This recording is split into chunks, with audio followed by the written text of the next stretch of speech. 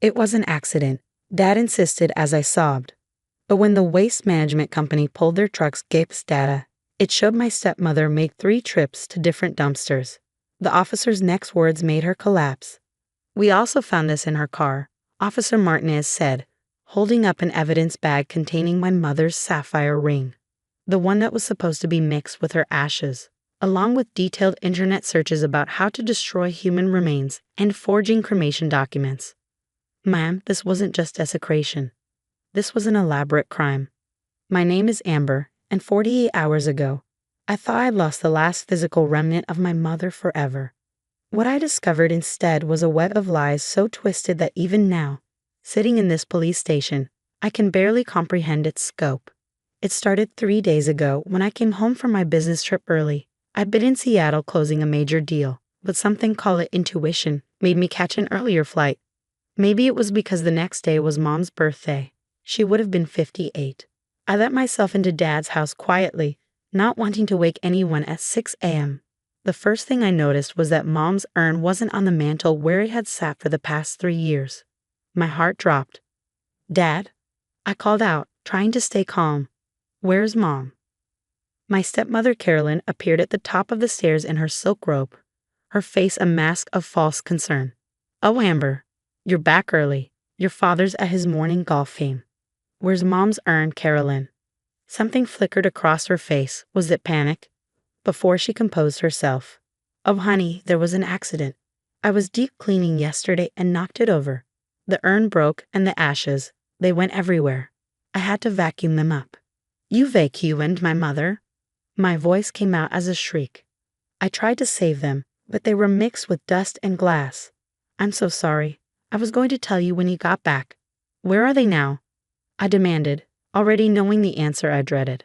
I threw the vacuum bag away. The garbage truck came this morning. I sank to my knees on the hardwood floor. Mom's ashes, the last physical piece of her, were in a landfill somewhere. Gone forever because Carolyn couldn't be bothered to be careful.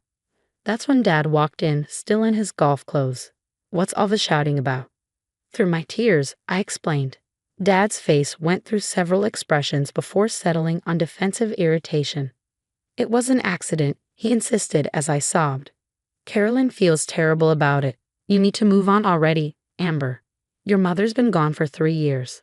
It's not healthy to cling to ashes." Not healthy. I stood up, rage replacing grief. Those ashes were all I had left. "They were just ashes," Dad said coldly. "Your mother is gone. Carolyn is my wife now. This is her home too." I looked between them, Dad in his expensive golf attire, Carolyn with her perfectly manicured nails and fake sympathy. Something wasn't right. "Show me the broken urn," I said suddenly. Carolyn blinked. "What?" "The urn, you said it broke. Where are the pieces?" I threw them away too. They were sharp. "In the same bag as the ashes." "Yes." I pulled out my phone. "What time did the garbage truck come?" "Around 5:30, Carolyn said quickly, too quickly. "Funny. Mrs. Henderson next door texted me at 7 asking if everything was okay because she saw you making multiple trips to your car with bags at 3 a.m. Carolyn's face went white. Dad stepped forward. "Now hold on, Amber. You're upset, but don't start making accusations." "I'm calling the police," I said, already dialing. "For an accident?" Dad grabbed for my phone, but I stepped back. "For theft and desecration of human remains, because this wasn't an accident." The first officer to arrive was sympathetic but skeptical until I showed him the text from Mrs. Henderson. Then I remembered something. The urn was distinctive, I told him. Hand-blown glass with gold leaf. If it broke, there would be very specific debris. "Can you check if the garbage was really picked up?" Officer Martinez made some calls. 20 minutes later, he had answers that changed everything. "The garbage truck hasn't been through this neighborhood yet today. It's scheduled for this afternoon. Your stepmother lied about that." Carolyn tried to maintain her story. I must have been confused about the day. "Ma'am," Officer Martinez interrupted, "we need to check your vehicle." In Carolyn's BMW, they found damning evidence. 3 garbage bags in the trunk, GPS history showing trips to 3 different commercial dumpsters across town at 3:17 a.m., 3:42 a.m., and 4:05 a.m. But the bags didn't contain Mom's ashes. They contained clothes. Mom's clothes that I'd kept in storage boxes in the basement, photo albums, her jewelry, years of memories Carolyn had decided to erase. "Where are the ashes?" I demanded. Carolyn's lawyer mask finally cracked. "I don't know what you're talking about." "We have your GPS data," Officer Martinez said. "We know you made 3 trips. We can check every dumpster. Why don't you save us all time?" That's when they found Mom's ring in the glove compartment, the sapphire ring that was supposed to be with her ashes, that Dad had specifically requested be cremated with her. The ring Carolyn was apparently planning to keep. "This changes things," Officer Martinez said. "This is theft, and depending on what happened to those ashes, potentially a felony." The investigation that followed revealed the horrifying truth. Security footage from the first dumpster showed Carolyn throwing in bags of Mom's belongings. The second dumpster behind a medical building revealed something worse. She'd thrown the ashes in a medical waste container, knowing they'd be incinerated again, completely destroyed. But it was the third location that exposed the full scope of her plan. The GPS led to a storage unit across town. Inside, police found boxes of Mom's things that Carolyn had been slowly stealing from our family storage, valuable items she was apparently planning to sell. They also found something that made my blood run cold. A folder full of documents. Forged papers claiming Mom had left certain items to Carolyn. A fake will. Medical directives with forged signatures. And most disturbing, applications for death certificates with different dates, as if she'd been practicing. "Your stepmother has been planning this for months," Detective Janet Sullivan explained after taking over the case. "These documents, she wasn't just trying to get rid of your mother's ashes. She was trying to rewrite history, make it seem like she had claims to your mother's estate." "But Mom's estate was settled 3 years ago," I said, confused. "You mentioned your mother had a life insurance policy that pays out in installments?" My heart sank. Yes. I receive annual payments for the next 7 years. These documents would have given Carolyn claim to those payments. She was building a case that your mother considered her a daughter, left her things.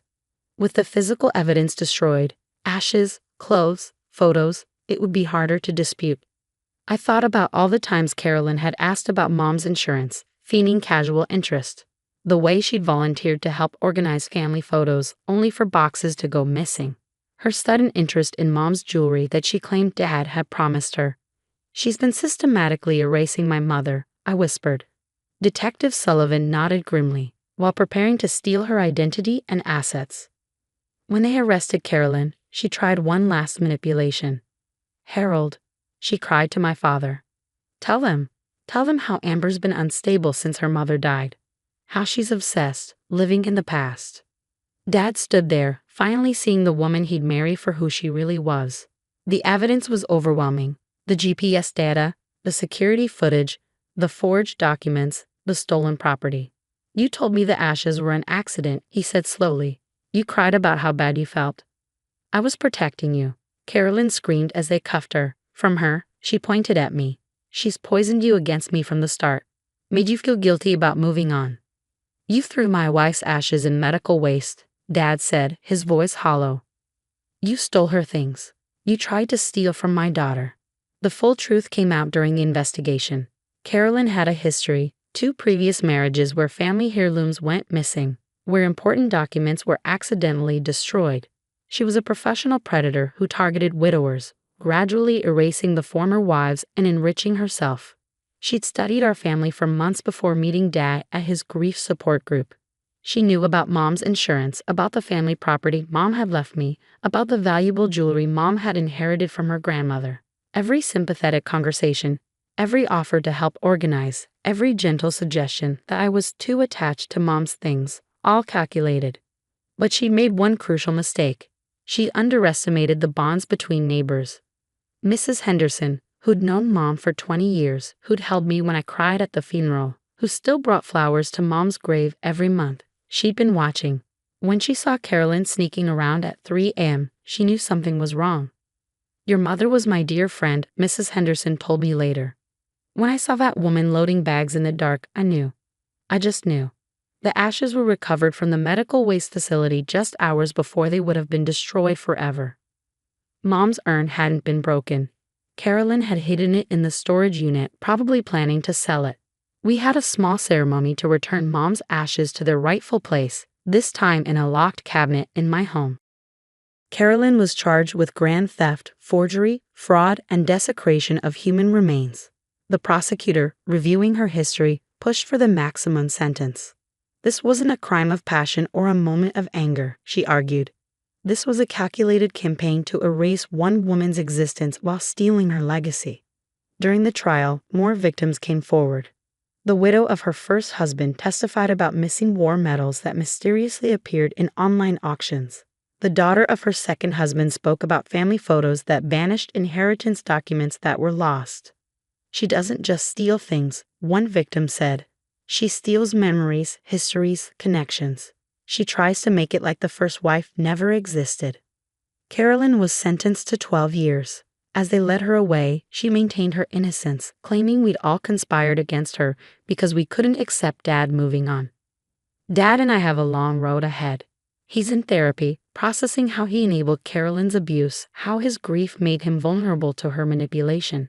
He's asked for my forgiveness more times than I can count. I wanted so badly to believe I could be happy again, he told me.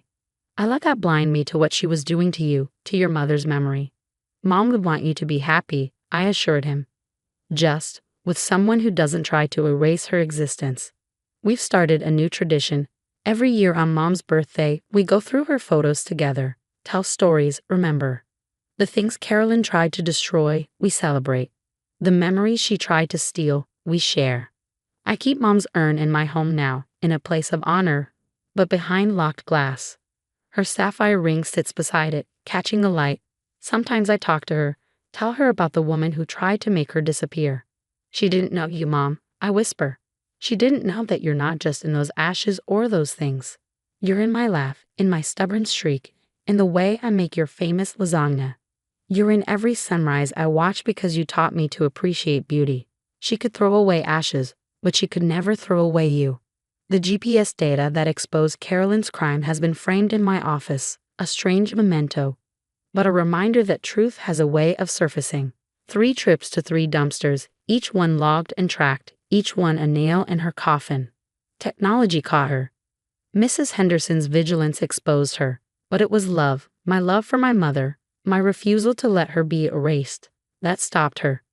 Carolyn thought ashes were just dust, easily disposed of, quickly forgotten. She was wrong. Those ashes were my mother's final physical form, and protecting them was my final act of daughterly love. She's back where she belongs now, safe and honored, a testament to the truth that love is stronger than those who try to destroy it. Some things can't be thrown away, no matter how many dumpsters you visit at 3 a.m. Memory, love, truth, these endure, rising from whatever ashes remain. For 10 years, my job description was simple: good wife. It was a role I auditioned for, won, and performed with methodical precision. My name is Kylie. I'm 35, and until last Tuesday, I thought my life was a testament to hard work and sacrifice paying off. When William and I got married a decade ago, he was 28 and I was 25. He had charisma and ambition. I had a budding landscape design business and a willingness to put his dreams first. We wanted a home, a real one with a yard and space for a future we talked about endlessly. So I took on a second job, bartending on weekends, pouring every spare dollar into a down payment while he focused on climbing the sales ladder. 2 years later, we bought it. Not a starter home, but the home. A beautiful 2-story colonial with an old detached garage I dreamed of turning into my design studio. That dream lasted about 6 months. William's parents, Deborah and Tatum, had a financial setback. It was Deborah, of course, who made the suggestion. It would be such a comfort to have family close, she'd said, her eyes scanning our backyard. William, who hates confrontation more than anything, saw it as the perfect solution, so my studio fund became the Granny Flat Fund. I oversaw the renovation myself, picking out the flooring and the accessible shower fixtures, creating a perfect little haven for them right on our property. For the past 5 years, they've lived there, rent-free. My father-in-law, Tatum, is 65 and quiet. He just follows Deborah's lead. But Deborah, who will be 60 this year, has always treated my home like a hotel she has a few complaints about. Last Sunday was a perfect example. We were having our weekly family dinner, a tradition she insisted upon. I'd made roasted chicken her favorite.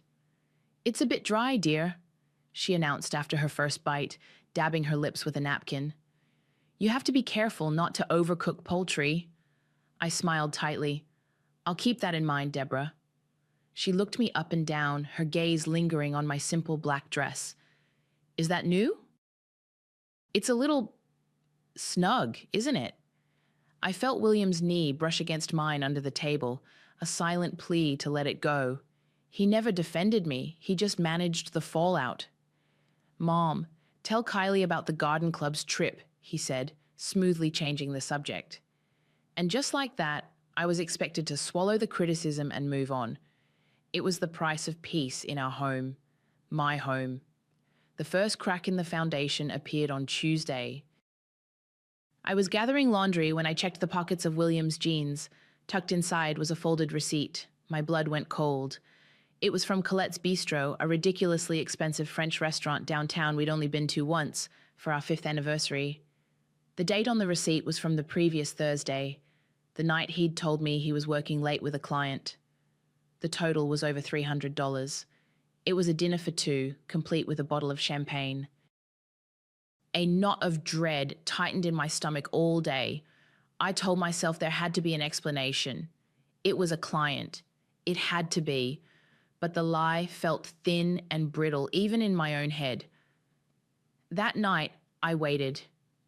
William came home, kissed my cheek, and complained about traffic.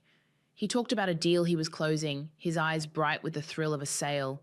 He was a good liar, charismatic, convincing. He showered before bed, same as always. The sound of the water running was a muffled roar, a countdown timer. My hands were shaking as I picked his phone up from the nightstand. I never checked his phone. It felt like a violation, a line I'd never wanted to cross. But the receipt from Colette's was a splinter in my mind, and I had to dig it out. His passcode was his birthday. Of course it was. I opened his messages, my heart pounding against my ribs.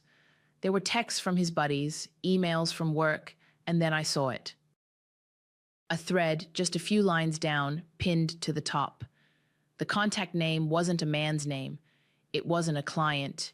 It was just 2 words and an emoji that made my vision swim. Lexi. My thumb hovered over the name, a portal to a world I wasn't supposed to know existed. The shower was still running. I had minutes. I tapped open the thread. It was months of them. Pictures of her smiling over a glass of wine at Colette's Bistro.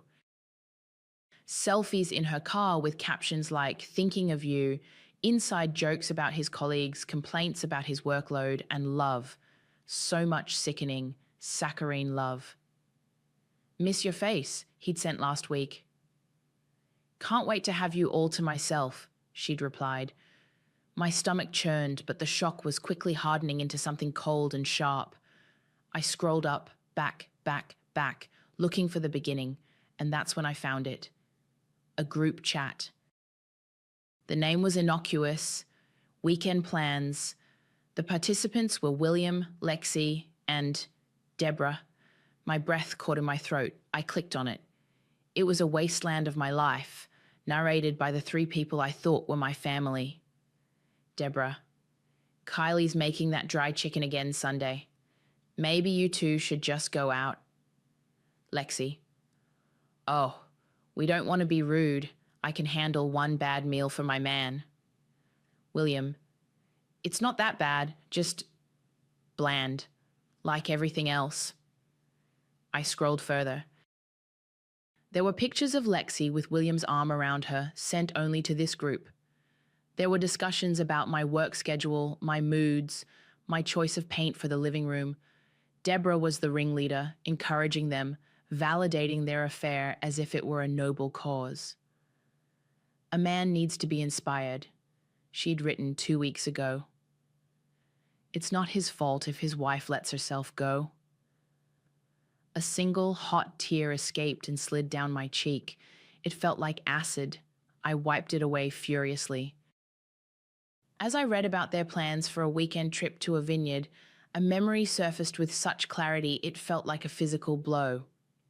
8 years ago, I had a binder filled with plans for a 6-week backpacking trip through Southeast Asia. It was my dream before William became my dream.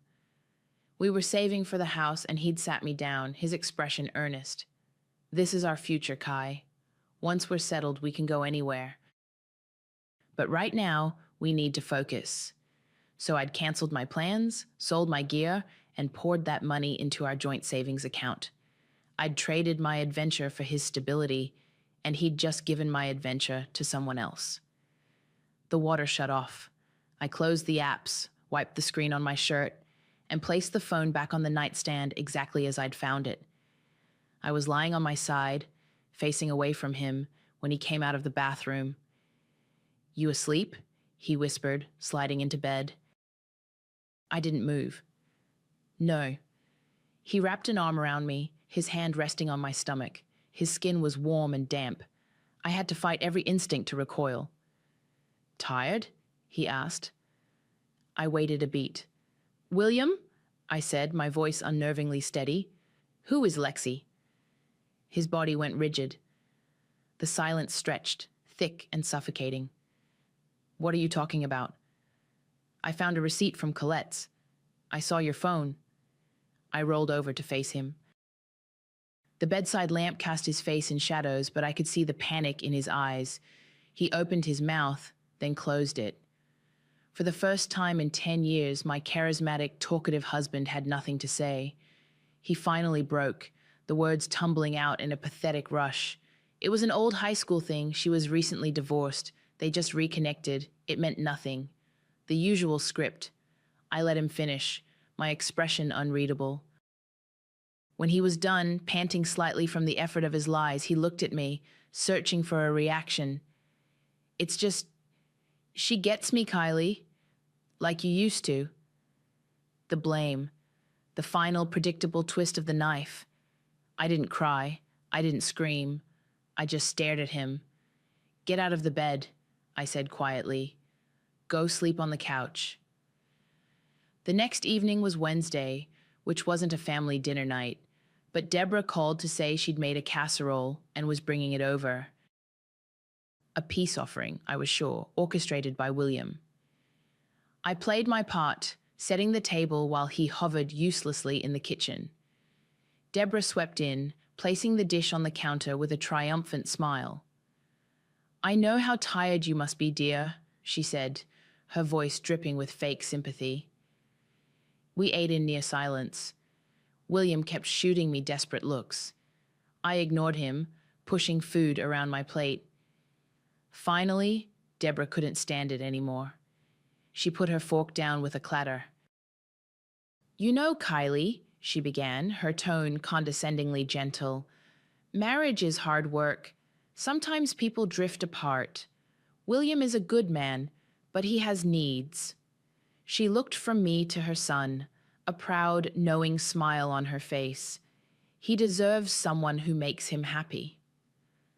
I looked up, first at William, who was staring at his plate, then at her. The architect of my humiliation, sitting at my table, in my house. A strange calm washed over me. The path forward was suddenly, brilliantly clear. I leaned forward and whispered, the words barely audible, "You're right." The fog of betrayal began to lift the next morning, replaced by a crystalline, cold clarity. For 10 years, I had managed this house, this marriage, this family. I had been the project manager of our lives. Now I had a new project: demolition.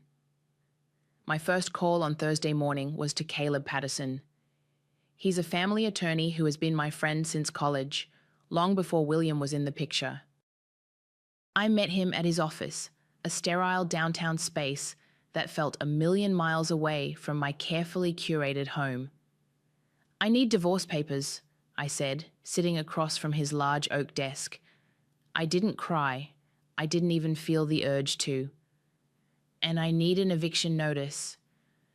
Caleb, who is usually all warm smiles and easy jokes, leaned forward, his expression serious. An eviction notice for who, Kylie? Deborah and Tatum Jordan. He blinked, processing. Their tenants? Their residents. In a granny flat I paid to build on property that is solely in my name. They pay no rent. They have no lease. I had checked the deed to our house last night. I'd made the down payment with money from my second job and an inheritance from my grandmother. William's name was on the mortgage, but the title was mine, a small, forgotten detail from a decade ago that was now my salvation. Caleb nodded slowly, the legal gears turning in his head. Okay, that simplifies things. A standard 30-day notice to vacate should be sufficient. As for the divorce, are you sure this is what you want? I'm sure, I said, my voice flat. He's been having an affair with his high school girlfriend. His mother has been helping him. The look on Caleb's face was all the validation I needed. It wasn't pity. It was a quiet, simmering anger on my behalf. I'll get the documents drawn up, he said. Just tell me when you want them. That afternoon, I started phase 2. I found William in the living room, where he'd taken up residence on the couch. He looked pathetic, surrounded by wrinkled cushions. Deborah's birthday is next month, I announced from the doorway. He looked up, startled. She's turning 60. I think we should throw her a surprise party. A big one. His eyes widened with a mixture of confusion and pathetic, hopeful relief. This, he thought, was me trying. This was me making an effort to fix things. Yeah, he said, a small smile playing on his lips. Yeah, Kai, that's a great idea. She'd love that. Good, I said, turning to leave. I'll handle everything. The next phone call was the hardest. My sister Zella and I hadn't spoken in almost a year. Our relationship had withered under the shade of my marriage. I was always busy, always hosting, always putting the Jordans first. Zella, who is 2 years younger than me, had called me out on it, and I, in my role as the good wife, had chosen them over her. She answered on the third ring. Kylie? Her voice was wary, laced with surprise. Hey, Zell, I said, my throat suddenly tight. I know it's been a while. A while is one way to put it, she said, the hurt still fresh. Is everything okay? The dam I'd been so carefully constructing inside me cracked. No, I whispered. No, it's not. William is cheating on me. I told her everything. The texts, the group chat, Deborah's involvement. I didn't cry, but my voice shook with the effort of keeping it together. There was a long silence on the other end of the line. For a horrible moment, I thought she was going to say, I told you so. Instead, she said, I'm so sorry, Kai. What are you going to do? I'm leaving him, I said. But first I'm throwing his mother a birthday party. I explained the plan, the beautiful, terrible, intricate trap I was building. Another pause. Then a slow smile crept into her voice. Okay, she said. Okay, you evil genius. What do you need from me? That night, pretending everything was normal was the hardest part. I made dinner. I let William eat at the kitchen island instead of the couch. He was practically giddy, telling me about his day, believing my party planning was an olive branch. He thought he'd weathered the storm. Later, I was walking past the living room to go upstairs. He was on the phone, his back to me, his voice low. I stopped, hidden by the shadow of the doorway. No, it's fine, I promise, he was saying. She's coming around. She's even planning this huge party for my mum. Yeah, I know. It's crazy. He laughed, a soft, intimate sound that made my skin crawl. Just be patient a little longer. We'll move into the main house once this all blows over. The next few weeks became a blur of invoices and RSVPs. My days were spent designing serene garden spaces for clients, while my nights were dedicated to orchestrating the most elaborate emotional ambush I could conceive. The guest list was my first masterpiece. I invited everyone. William's aunts, who always told me how lucky he was to have such a patient wife. His old college friends, who saw me as the steadfast anchor to his charming chaos. Deborah's entire bridge club, a gaggle of women who had witnessed years of my polite smiles in the face of her subtle digs. Each RSVP felt like another soldier enlisting in my private army, even if they didn't know it yet. Zella became my late-night co-conspirator. "Are you sure you can handle this?" she asked during one of our calls, her voice a mix of awe and concern. Seeing all of them, pretending. "It's a lot." "It's just event planning, Zell," I told her, scrolling through catering menus. "And I'm very good at it. The theme is Queen for a Day. I'm getting a balloon arch that literally spells out Queen Deborah." She let out a snort of laughter. "You are terrifying. I love it." My fury was a powerful motivator. It fueled me as I booked the best caterer in town, the one Deborah always sighed over when she saw it mentioned in the local paper. It guided my hand as I ordered a 3-tiered cake, a confection of lemon and elderflower so extravagant it was obscene. I curated a playlist of all her favorite songs from the 70s. Every detail was a weapon, lovingly polished and aimed directly at her pride. William, meanwhile, was a puppy I'd let back in the house. He was still sleeping on the couch, but he saw the party planning as his path to redemption. He'd offer to help, to pick things up, to run errands. "Just tell me what you need, Kai," he'd say, his eyes full of a desperate, unearned hope. I'd smile and give him a list of meaningless tasks, picking up napkins, confirming the rental company's address, just enough to make him feel involved, to keep him from looking too closely at the bigger picture. About a week before the party, Deborah wandered over from the granny flat while I was on the phone with the florist, confirming an order for 6 dozen white roses. She stood in my kitchen, arms crossed, listening with a pinched expression. When I hung up, she shook her head, a familiar look of condescending concern on her face. "Kylie, dear, I hope you're not overspending on this. It's a lovely gesture, but simple is classy. We wouldn't want people to think we're being gauche." We. As if she had contributed a single dollar to the roof over her head, let alone this party. I gave her the warmest, most reassuring smile I could muster. "Don't you worry about a thing, Deborah," I said sweetly. "Consider it an investment in the family's future." The final piece of confirmation I needed came 3 days before the party. William had started leaving his iPad on the kitchen counter in the mornings. It was a small act of trust, a sign that he thought we were moving past his mistake. I was making coffee when a notification lit up the screen. He'd changed her contact name, a laughably clumsy attempt at subterfuge. It was no longer Lexi, but Lex Love. The message preview was right there, impossible to miss. "Counting down the hours. Can't wait to make that house our home. We'll have to redecorate the living room first thing. See you June 1st, XOXO. June 1st, 5 days after the party. They had a date, a move-in date for my house. I stared at the screen, the ceramic mug in my hand growing cold. The last flicker of doubt, the tiny, stupid voice that whispered maybe I was overreacting, was extinguished. They weren't just having an affair, they were planning a hostile takeover of my life. I took a slow sip of my coffee. The party wasn't just going to be a surprise, it was going to be a closing ceremony. The final days leading up to the party were a masterclass in domestic tension. The air in our house was thick with unspoken truths. Our 10th wedding anniversary fell on the Thursday before the party.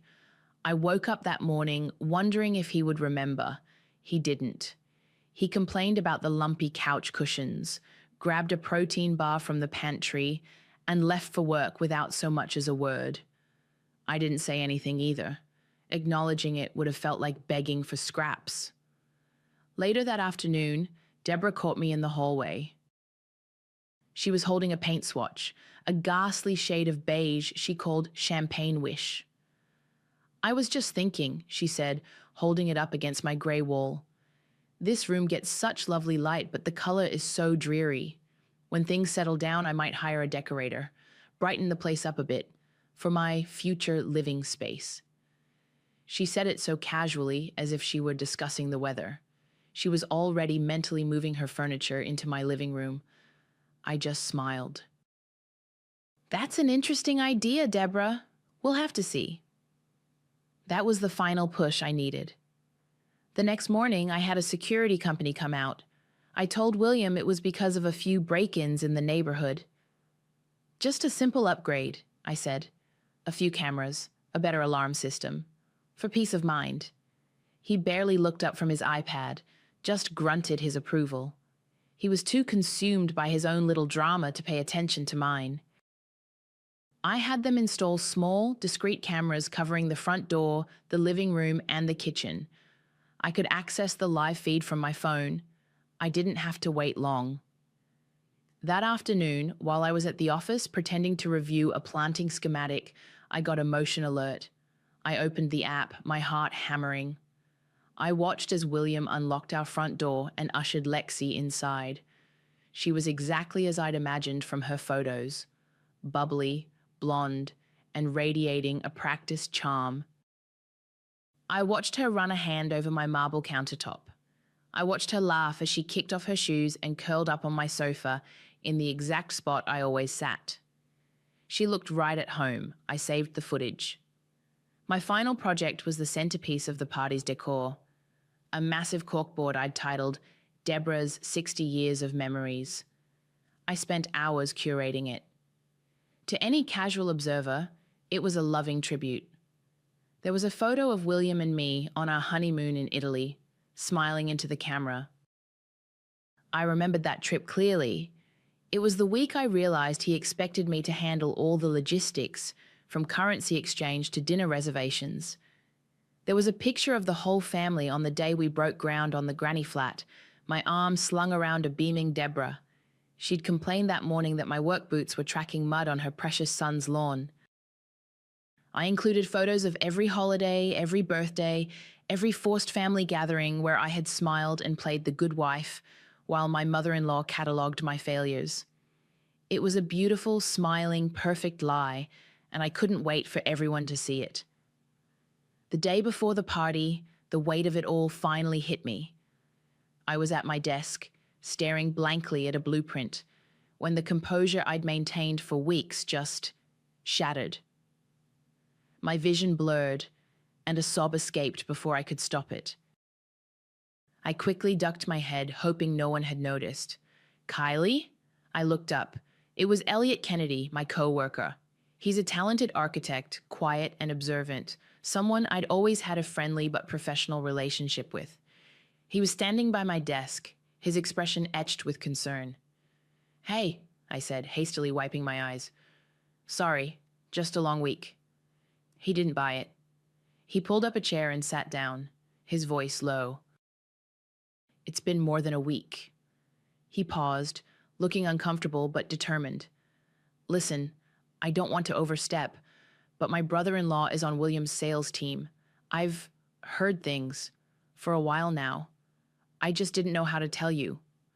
The day of the party arrived, bright and unseasonably warm. My house, which had felt like a cold, silent courtroom for weeks, was suddenly alive. It was filled with the clinking of glasses and waves of laughter from people who had no idea they were attending a public execution. I moved through the crowd, a perfect hostess in a simple navy dress, topping up wine glasses and accepting compliments on the catering.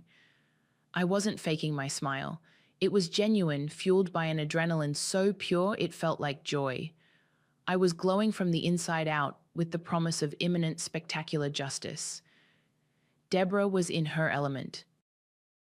I had set up a comfortable wicker chair for her on the patio, right beneath the shimmering gold balloon arch that spelled out Queen Deborah. She held court from her throne, accepting gifts and inclining her head like visiting royalty as friends and family paid their respects. "Oh, you shouldn't have," she'd say, while her eyes assessed the value of the gift. William drifted at the edges of the party, a drink in one hand, his phone in the other. During the toasts, when his uncle stood up and spoke warmly about Deborah's strength and character, I watched the bluish glow of a screen illuminate William's face as he smiled down at a text. He was here in body, but his mind was already in his new life, mentally rearranging my furniture with Lexi. Zella caught my eye from across the lawn. She gave me a tiny, almost imperceptible nod. "Are you ready?" I smiled back. Born ready. It was a relief to have one person in this sea of oblivious faces who knew the truth. One person who was on my side. The sun began to set, casting a golden glow over the backyard. The caterers brought out the cake, the 3-tiered lemon and elderflower masterpiece.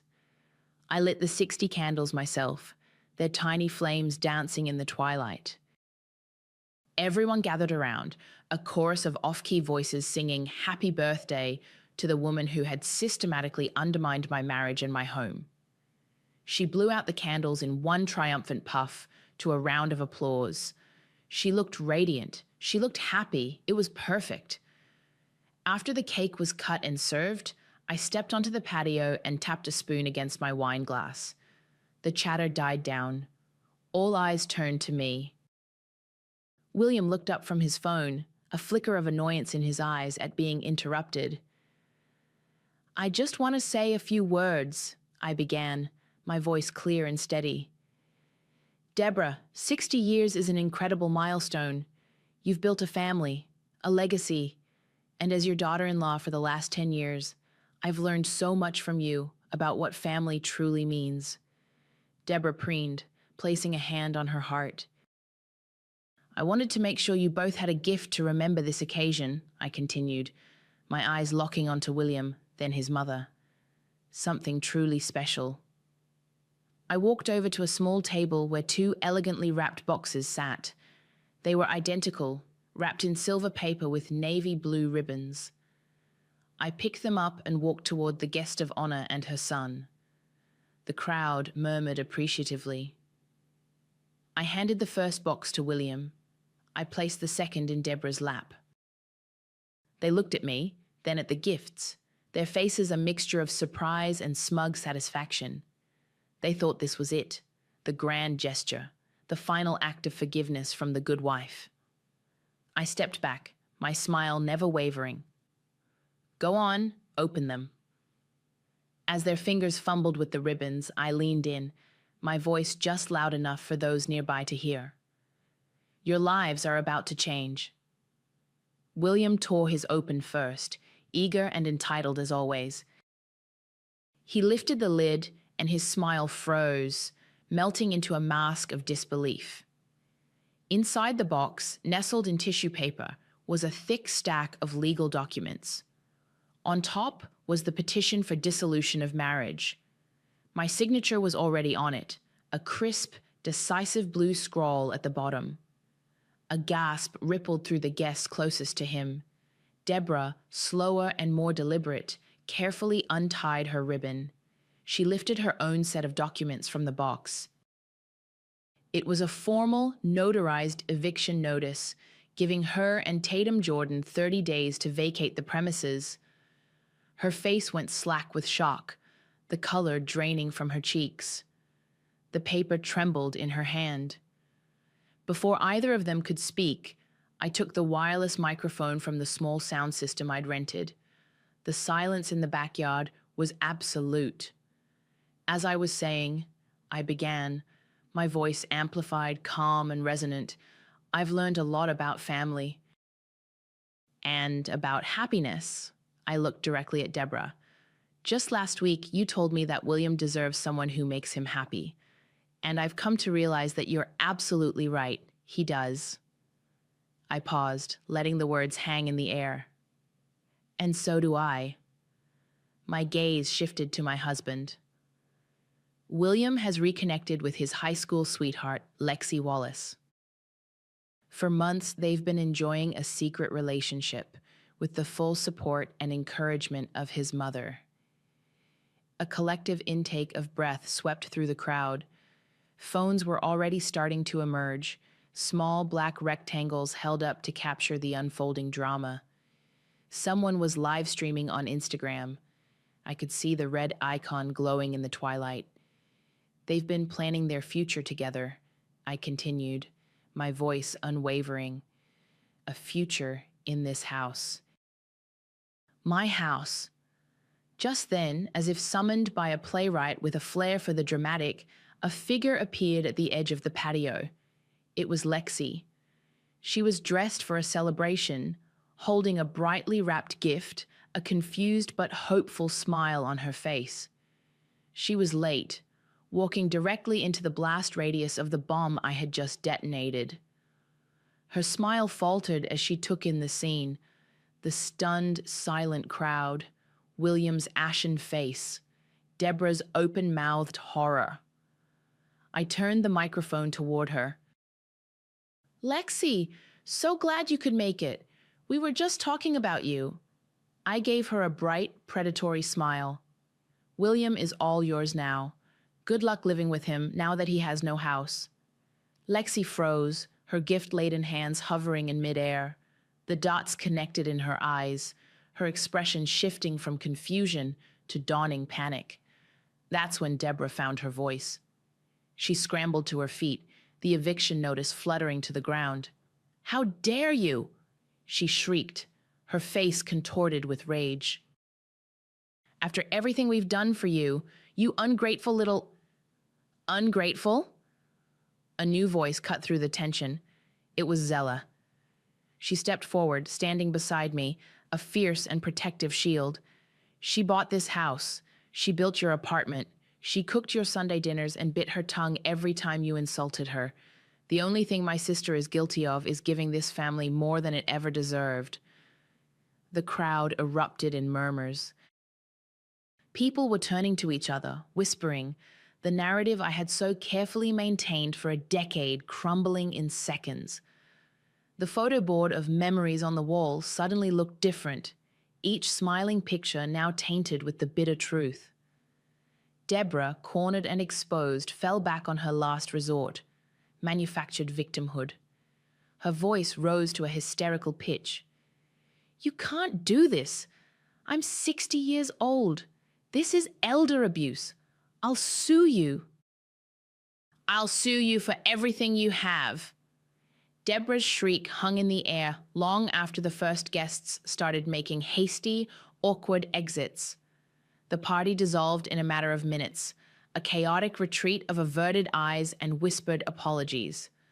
William stood frozen, the divorce papers limp in his hand, his face a canvas of pure panic. He hates confrontation, and I had just served him the apocalypse on a silver platter. Lexi, pragmatic and clearly seeing her dream of a colonial home evaporate, was the first to move. She dropped her gift on a table, turned without a word, and practically ran to her car.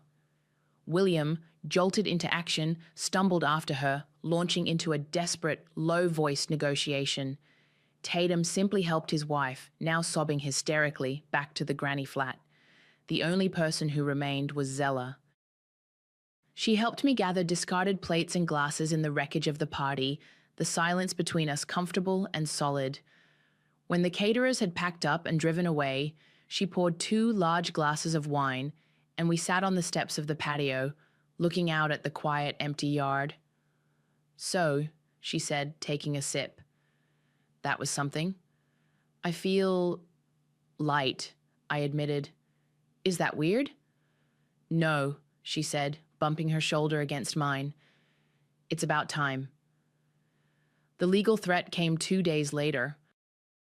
A letter from a lawyer arrived via courier, full of blustering accusations of wrongful eviction and emotional distress inflicted upon a vulnerable senior. It claimed Deborah had a verbal agreement for lifetime residency. I laughed, took a picture of it, and sent it to Caleb. His response was swift. He sent a letter back to her lawyer, along with a copy of the property deed, which was solely in my name. He also included a short, time-stamped clip from my security camera footage taken the day before the party. It showed Deborah in my living room, holding up a paint swatch and telling me I might hire a decorator for my future living space. Caleb told me her lawyer called him less than an hour after receiving the package. The threats stopped. There were no grounds for a lawsuit, and the footage made her look like a scheming opportunist, not a vulnerable victim. William and Deborah, as expected, crashed with Lexi. Her charming one-bedroom apartment became their temporary refuge. The fallout was swift and, from what I gathered, brutal. William sent me a string of furious texts a week later, blaming me for ruining his life. Tucked between the accusations were complaints that Lexi didn't understand the pressure he was under, and that his mother was driving them both crazy. Apparently, the reality of living with a broke, entitled man-child and his demanding mother in a small space was not the romantic dream Lexi had signed up for. A few weeks after the party, a text lit up my phone. It was from Elliot. "Just wanted to see how you're doing." I smiled. "I'm doing okay," I typed back. His reply came instantly. "Good. When you feel up to it, I'd like to take you out for a coffee." Or something stronger. My heart did a little flutter, a feeling so foreign I almost didn't recognize it. It was nice to be asked, to be seen as just me, not as a wife or a caretaker. "I'm not ready for that yet," I wrote, my thumb hovering over the screen. "But thank you. I'd like that someday." On the 30th day, a moving truck pulled up to the granny flat. I watched from the kitchen window as they loaded up Deborah and Tatum's belongings. William was there, his shoulders slumped in defeat, lifting boxes with a grim reluctance. Deborah shot one last venomous glare toward my house before climbing into the passenger seat of William's car. And then they were gone. The silence they left behind was the most beautiful sound I had ever heard. That night, I cooked dinner in my kitchen, alone and barefoot, with a glass of wine in my hand, and for the first time in a long time, I was exactly where I belonged. The clinking of my mother's fork against her plate was the only sound in the room. It was a sharp, deliberate noise, a signal that the performance was about to begin. I should have known this wasn't just a dinner. With my family, it never was. My name is Kira Ward. I'm 33, and I've been the designated fixer in this family for as long as I can remember.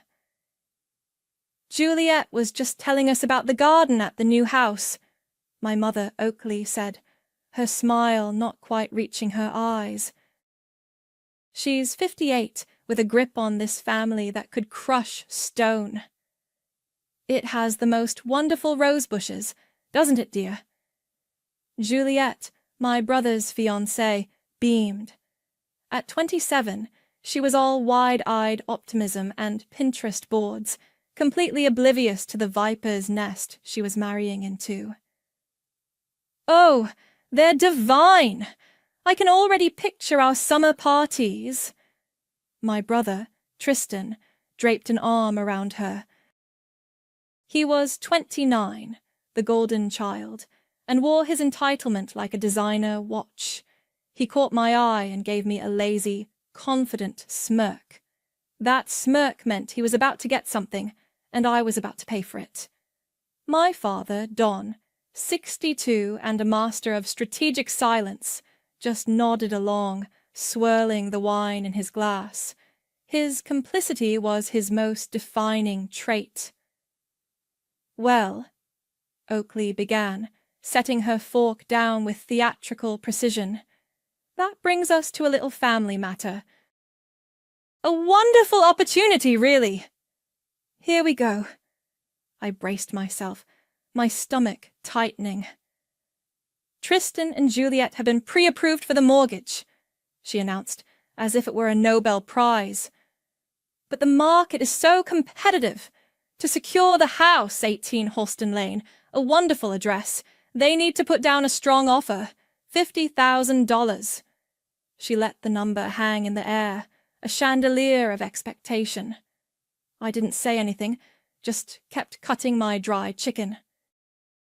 "We've all got to pull together for this," Oakley continued, her gaze landing squarely on me. "Your father and I have done what we can over the years. Now, it's your turn to step up and help your brother secure his future. It's an investment in this family." Tristan leaned forward. "It's a sure thing, Kira. The house is perfect. Once we're in, you can come over whenever. We're family, after all." The words were a familiar poison. Jarnath family. To them, family meant a one-way street, paved with my money and running directly to Tristan's doorstep. I thought of the business loan I gave him 5 years ago for a crypto scheme that vanished overnight, the time I paid to get his car out of impound after his 3rd DUI, the countless emergencies that always seemed to coincide with my own opportunities for a promotion or a much-needed vacation. My mind flashed back to the biggest betrayal. I was 19, my college acceptance letter pinned to my wall. A month before I was supposed to leave, my parents sat me down at this very table and told me my college fund was gone. All of it. Tristan had gotten into some trouble at his private high school, and they'd needed the money to make it go away. They never told me what the trouble was, just that it was serious, and I needed to be a good sister and understand. I ended up at a state school, working 2 jobs to get by, while Tristan went on a graduation trip to Europe. "Kira," my mother's voice was sharp, pulling me from the memory. "Did you hear me? We need you to do this. A daughter who doesn't support her family. Well, she isn't really part of the family, is she?" There it was, the ultimatum, wrapped in a pretty bow of passive aggression. Pay up, or you're out. The threat they'd held over my head my entire life. For years, the fear of being utterly alone, of being officially cast out, had kept me in line. I'd paid and paid and paid for scraps of their conditional affection. But tonight, something was different. As I looked at Tristan's smug, expectant face, the fear was gone.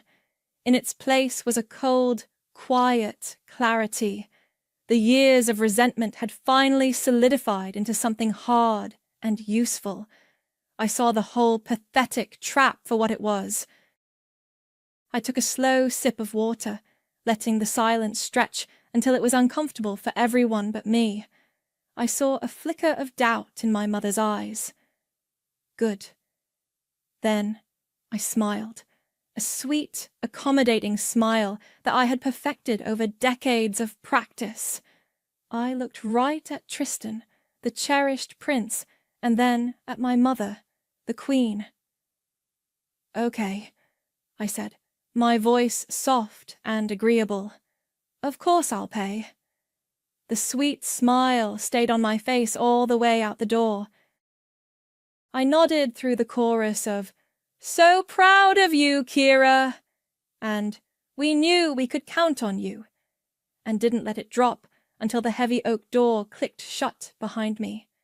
The cold night air hit my face, and the mask crumbled.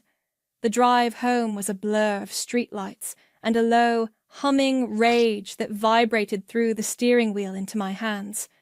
They didn't want a daughter. They wanted a bank. An ATM with a heartbeat.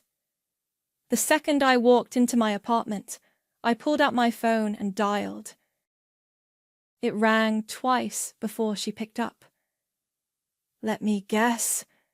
Greta's voice crackled through the speaker, sharp and knowing. The Leeches wanted a blood donation. Greta is my best friend, and at 35 she's seen every chapter of this family drama.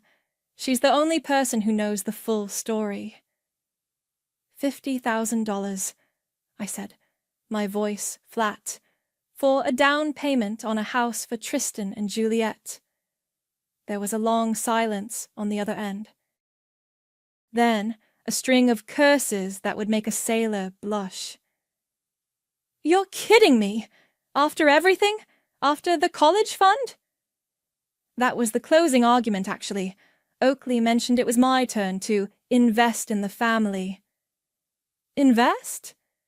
Kira, they stole your future so he could avoid jail time. That wasn't an investment, it was a shakedown. She seethed. "You're not actually going to do it, are you?"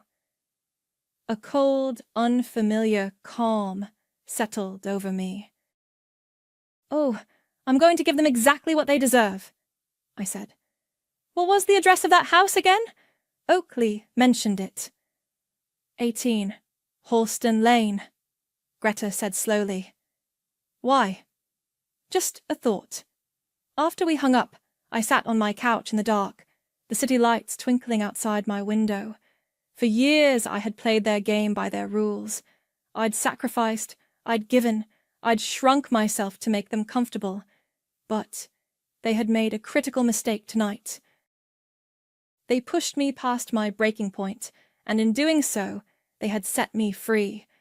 The fear of being disowned was gone. What was I even holding on to? An illusion. The next morning, I called the real estate agency Oakley had mentioned. I got a man on the phone named Chris Joseph. "Hi," I said, pitching my voice to sound casual, a little uncertain. "I'm calling on behalf of a friend who's interested in 18 Halston Lane. She's a bit shy.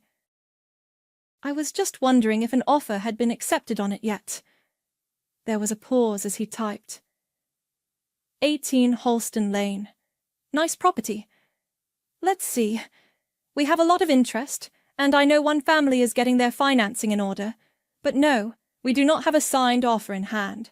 It's still on the market. Is your friend pre-approved? "She'd be a cash buyer," I said, the words tasting like power. Chris's tone shifted immediately, becoming sharper, more focused. "A cash offer would be very attractive to the sellers. They're hoping for a quick close." "How much is the down payment they're expecting?" I asked, just for fun. The listing suggests $50,000, but in this market, a strong offer is everything. "I see. Thank you for your time." I hung up and stared at the wall for a full minute. They hadn't even made an offer yet. They had just secured their financing from me and assumed the world would wait. The arrogance was breathtaking. I opened my laptop and logged into my investment portfolio. The tech job I'd worked so hard for, the one they always belittled as playing on the computer, had been good to me. I'd been saving aggressively for years, building a life raft to escape the constant drain of my family. I never knew what I was saving for, exactly. Now I did. I initiated a wire transfer for $60,000 from my investment account to my checking account. 50 for the house, and 10 more to make sure my offer wasn't just strong. It was undeniable. An hour later, I called Chris Joseph back. "Hi, it's me again," I said. "My friend has decided to move forward. She'd like to make a full-price, all-cash offer on 18 Halston Lane, with a $60,000 deposit. We can close as soon as the title search is clear." There was a stunned silence. "That's an incredible offer," Chris finally managed. "I'll write it up and send it over for a signature immediately. I'll present it to the sellers this afternoon." The rest of the day was a long, slow exercise in controlled breathing. I went to work, sat in meetings and wrote code, all while a war was being waged for my future. My phone buzzed at 4:15 p.m. It was Chris. I let it go to voicemail, my heart hammering against my ribs. I couldn't bear to hear his voice, whether the news was good or bad. A minute later, a text came through. "Call me ASAP. Good news. I walked into a soundproof conference room and dialed his number, my hand shaking slightly. He picked up on the first ring. "Kira?" he said, and there was a smile in his voice. The seller accepted. No counter, no hesitation. They were blown away. "You're now the proud owner of 18 Holston Lane." The words "proud owner" echoed in my head for the next 3 weeks, a silent mantra of defiance. The period before closing was a masterclass in deception. I named it Operation Karma. Chris was brilliant, handling all communication with the sellers and ensuring my name was kept off any preliminary, non-binding paperwork that might leak. He understood the need for discretion without needing to know the whole story. "Family stuff," I'd told him, and the knowing look he gave me suggested he'd seen it before. My own family was blissfully ignorant. My mother called twice a day for updates on the loan. "Have you spoken to the bank, Kira?" she'd ask, her voice tight with impatience. "Tristan is so anxious to get the papers signed." "It's in process, Mom," I'd reply calmly, looking at the signed purchase agreement on my coffee table. "These things take time." The lie was so easy, so smooth. It was terrifying how practiced I was at telling them what they wanted to hear. While they waited for money they thought was theirs, I started preparing for my new life. Greta came over, and we spent a weekend sorting through my apartment, packing boxes. Each item I touched brought back a memory of some sacrifice, big or small. I found the brochure for a leadership conference in London I'd been invited to 3 years ago. I'd turned it down because Tristan had called in a panic, needing me to co-sign a lease after he'd been evicted for the second time. I packed the sensible shoes I'd bought instead of the designer heels I'd wanted, because the same month my mom needed help with a series of expensive dental procedures her insurance wouldn't cover. "Remember this?" Greta asked, holding up a framed photo of me and Tristan at his college graduation. I was smiling, but my eyes looked exhausted. I'd worked double shifts for 6 months to help pay his tuition after he'd lost a semester's worth of his own money. "I remember being up until 3 a.m., finishing a freelance coding project so I could wire him the last $1,000, I said, taking the frame from her. I turned it over, removed the photo, and slid it into a box labeled "Donate." "Good riddance," Greta said, cracking open 2 beers. "To new beginnings." The day I got the keys was overcast and quiet. The house was empty, echoing with possibility. I stood in the living room, sunlight filtering through the large bay window, and for the first time in my adult life, I felt like I was standing on solid ground that I owned. Greta and I moved the important things ourselves over a few evenings, using her brother's unmarked cargo van. We'd pull into the garage after dark, carrying boxes and furniture wrapped in blankets, working by the light of a single lamp. It felt clandestine and thrilling. On the 3rd evening, as we were struggling with my heavy oak desk, a woman walking a small, fluffy dog paused at the end of the driveway. She had a friendly, inquisitive face. "Hello there," she called out. "You must be the decorators. I'm Sarah Perry from next door." I froze, my heart kicking into a higher gear. I wiped a bead of sweat from my forehead and forced a smile. "Just helping get things set up," I said vaguely. "Oh, it's just wonderful that the family is finally moving in," she gushed, stepping closer. "Oakley, the mother, is just a delight. She was here last week with the inspector and told me all about her plans. She's going to have that whole front garden redone with hydrangeas, and she's already picked out the wallpapers for the nursery." "A nursery?" Of course. My mother wasn't just planning their present.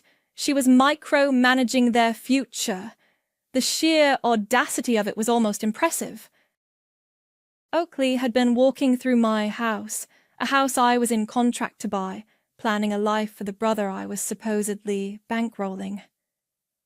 She seems very involved, I said, choosing my words carefully. Oh, completely. She said she couldn't wait to get her hands on the place, Sarah chirped, her dog yapping at her heels.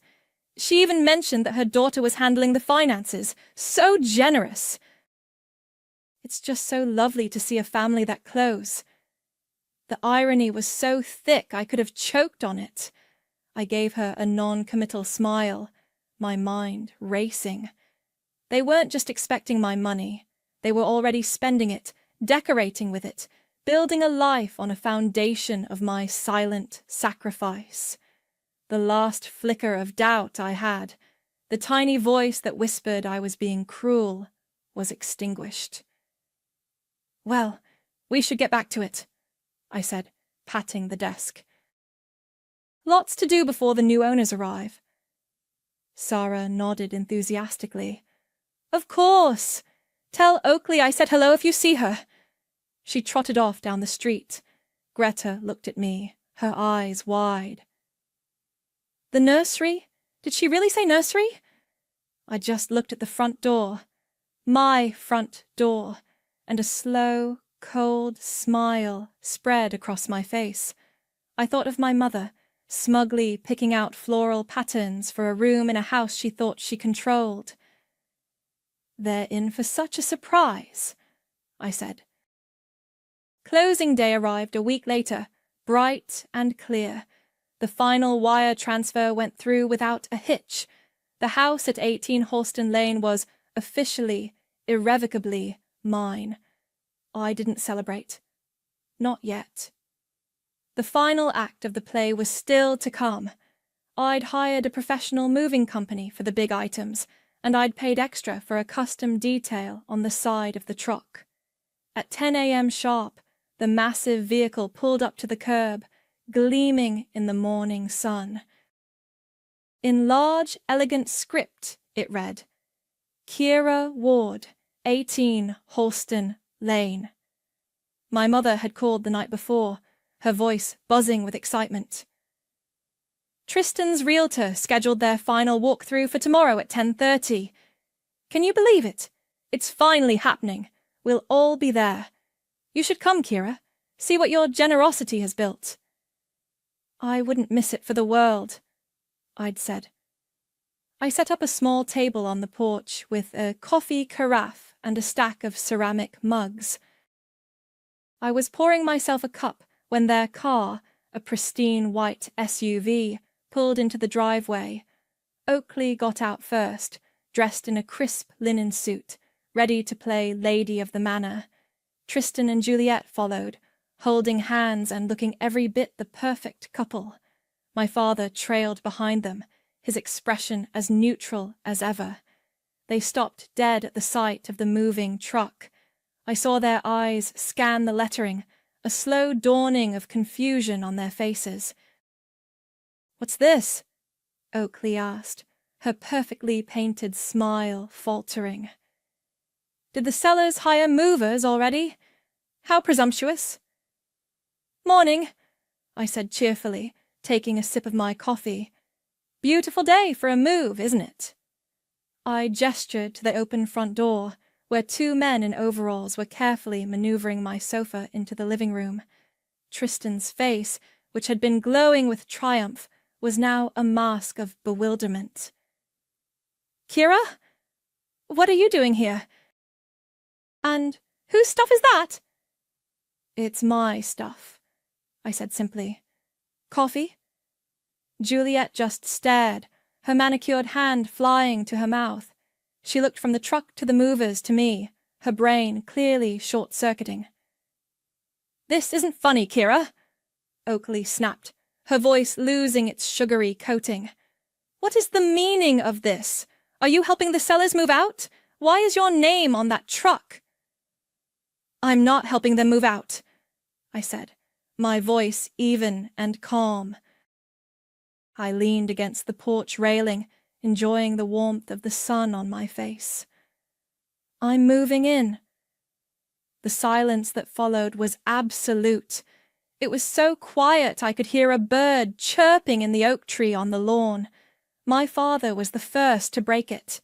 He pulled out his phone, his fingers tapping furiously. I knew what he was doing, checking the county's property records online. They update almost instantly after a sale is recorded. Tristan finally found his voice. It was a choked, incredulous whisper. What did you say? I bought the house, I repeated, a little louder this time for the people in the back. Made an all-cash offer a few weeks ago. We closed this morning. Welcome to my home. My father's face went pale. He looked up from his phone, his eyes wide with a sort of horrified understanding. He looked at Oakley and gave a tiny, almost imperceptible shake of his head. The records didn't lie. Oakley's face contorted, the pleasant mask shattering into a million pieces. You... What? No, that's impossible. We were buying this house. Tristan was buying this house. Was he? I asked, taking another sip of coffee. Because to buy a house, you need to sign a contract, make an offer, put down a deposit. Did you do any of that? Or did you just assume it would be waiting for you, paid for with my money? Tristan's confusion finally curdled into rage. His face turned a blotchy red. You went behind my back! You used the money you promised me to steal my house! I never gave you any money, Tristan, I said, setting my mug down. I promised I would pay. And I did. I paid for the house. It's just my house, not yours. The logic was simple, clean, and utterly devastating. Juliet looked like she was going to be sick. My father just stared at the ground, a statue of silent shame. But my mother looked at me as if I were a monster she had accidentally created. The venom in her eyes was pure and undiluted. She took a step forward, her finger pointing at me like a weapon. You stole his house, she hissed, her voice a low, trembling snarl. You've ruined this family. Ruined? I laughed, a sharp, humorless sound. This family was ruined long before I signed that deed. You just didn't want to look at the cracks. My mother's face was a storm of fury. How could you be so selfish, so cruel? After everything we've done for you. Everything you've done for me. The words were out before I could stop them, laced with years of suppressed bitterness. You mean like draining my college fund to bail Tristan out of trouble? Or calling me home from every vacation for some manufactured crisis? You haven't done anything for me. You've only ever taken from me. Tristan lunged forward, his fists clenched. You're a liar! You've always been jealous of me. My father finally moved, putting a hand on Tristan's chest. Son, stop. Just stop. Why? Tristan shoved his hand away. She's trying to destroy my life. Juliet, she's trying to ruin everything for us. Juliet, who had been silent and pale, finally looked at me. There wasn't anger in her eyes, just a deep, unnerving confusion. She looked at Tristan, then at Oakley, as if seeing them for the first time. The perfect family portrait was shattering right in front of her. I think we should go, she whispered, tugging on Tristan's arm. No! Oakley shrieked. We are not going anywhere. This is a mistake. Kira, You will call your realtor, and you will undo this right now. I just shook my head. That's not how real estate works, Mom. It's my house. It's legally, financially, and physically my house. There's nothing to undo. They never cared what they put on me, but they surely cared once I flipped the board. For years, I was a pawn in their game, a piece they could sacrifice without a second thought. Now, I owned the entire game board, and they didn't know the rules anymore. They finally left, a chaotic retreat of slammed car doors and shouted threats. Oakley's final words, screamed from the passenger window, were, "You will regret this, Kira. You will die alone."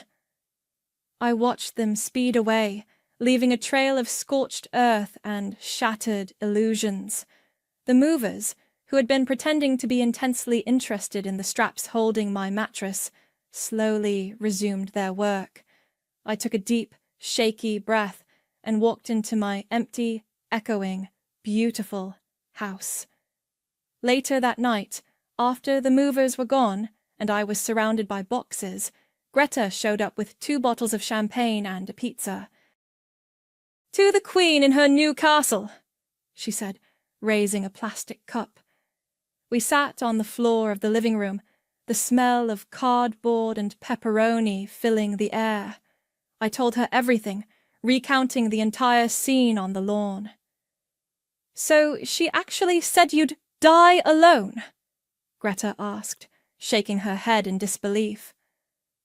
Wow, the narcissist's prayer, chapter and verse.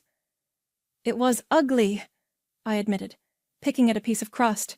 Part of me feels incredible, free, but another part is terrified. "I just blew up my entire life." "You didn't blow it up," she said gently. "You escaped it. There's a difference." We drank the champagne and talked until after midnight. For the first time, the quiet didn't feel like loneliness. It felt like peace, the strange, profound calm that follows cutting toxic ties was settling over me. After Greta left, I was tidying up the pizza boxes when I noticed something on the porch. A plain white envelope had been shoved under the front door. There was no name, no stamp. My stomach clenched. I assumed it was a letter from Oakley, filled with more vitriol. I picked it up and tore it open. Inside wasn't a letter. It was a folded, yellowed document. A photocopy of a birth certificate. My birth certificate. But something was wrong. At the top, in the space for the child's name, was a name I had never seen before. Catherine Marie. The name was thin and spidery, written in what looked like my mother's handwriting. It had been messily scratched out, and above it, in my father's blocky print, was my name. Kira Ann Ward. I stared at it, my blood running cold. Why would my name be changed after my birth certificate was issued? It wasn't a legal amendment. It was a crude, angry-looking alteration. I had always been Kira. Hadn't I? I flipped the paper over, looking for any other clues. There was nothing. Just the stark, black and white image of a document that suggested the story of my life had a different first chapter than the one I'd been told. Was I adopted? It didn't seem likely. I looked too much like my father. But then what did this mean? The calm I had felt just moments before evaporated, replaced by a chilling new question. My revenge had been about reclaiming my present and future. I never imagined it would force me to question my entire past. The altered birth certificate felt like a ghost in my house. I showed it to Greta the next morning over coffee amidst a sea of unpacked boxes. "Catherine Marie," she read, her brow furrowed. "Who the hell is Catherine Marie?" "That's what I'm trying to figure out," I said, my voice strained. "It has to be a clue, right? Someone left this for me to find. It had to be one of them. My mind immediately went to my father. It seemed like his style of quiet, passive rebellion. We spent the afternoon digging. An online search of public records didn't yield much. The photocopy was too old. But the hospital name was clear. I called their records department, but they couldn't release information from 33 years ago over the phone without a formal request. It was a dead end. Think, Greta said, pacing my new living room. Who in your family hates your mother enough to do this, but would still have access to something this old? The answer hit me like a lightning bolt. Aunt Carol. My mother's older sister, Carol, had a massive falling out with Oakley about 15 years ago. I was a teenager, and the details were fuzzy, but it was ugly, and they hadn't spoken since. Carol had always been kinder to me, sending me birthday cards with $20 bills tucked inside until my mother forced me to send them back. It took me an hour to find her number through a cousin. I dialed, my heart pounding. When she answered, her voice was wary. Aunt Carol, it's Kira. There was a long pause. Kira, my goodness, it's been a long time. Is everything all right? I took a deep breath and told her everything. The house, the fight, and the mysterious envelope. When I described the birth certificate, she went quiet. I didn't send it, she said finally, her voice soft, but I'm not surprised someone did. And I know what it means. She told me a story I'd never heard, a piece of family history that had been deliberately buried. A few months before I was born, my father had an affair. It was brief but devastating to my mother's pride. Oakley was humiliated, furious, and pregnant.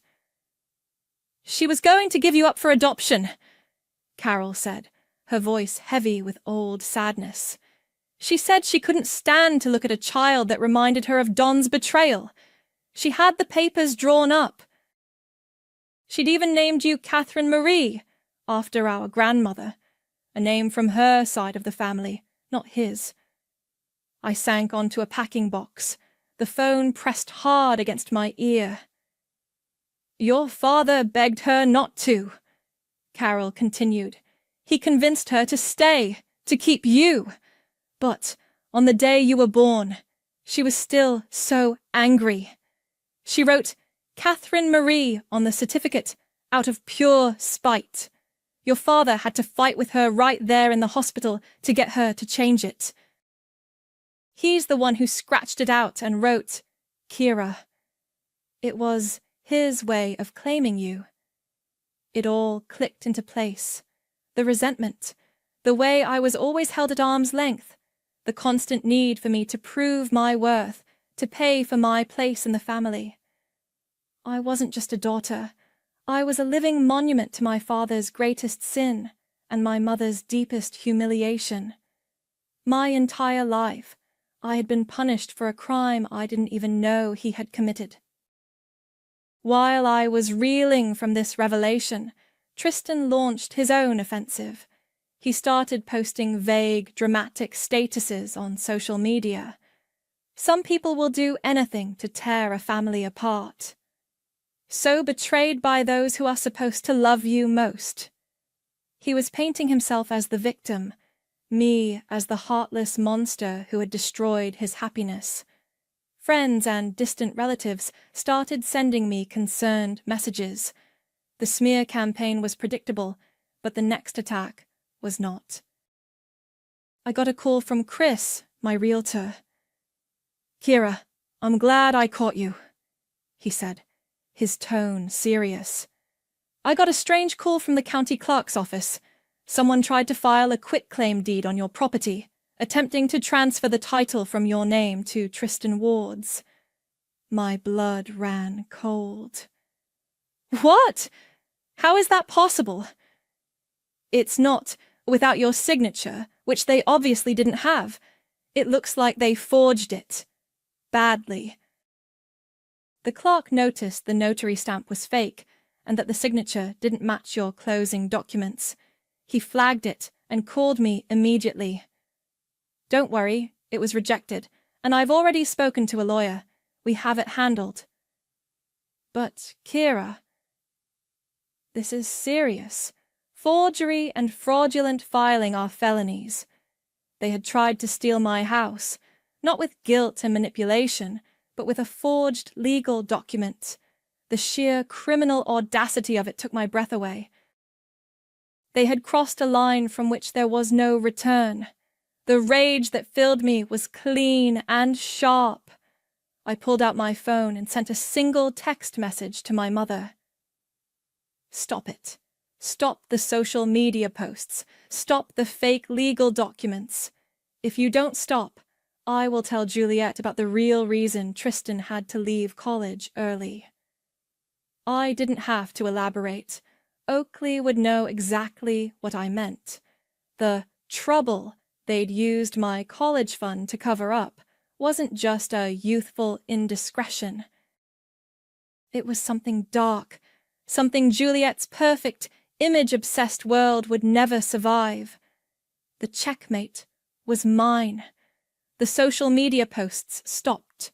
The phone calls from flying monkeys ceased.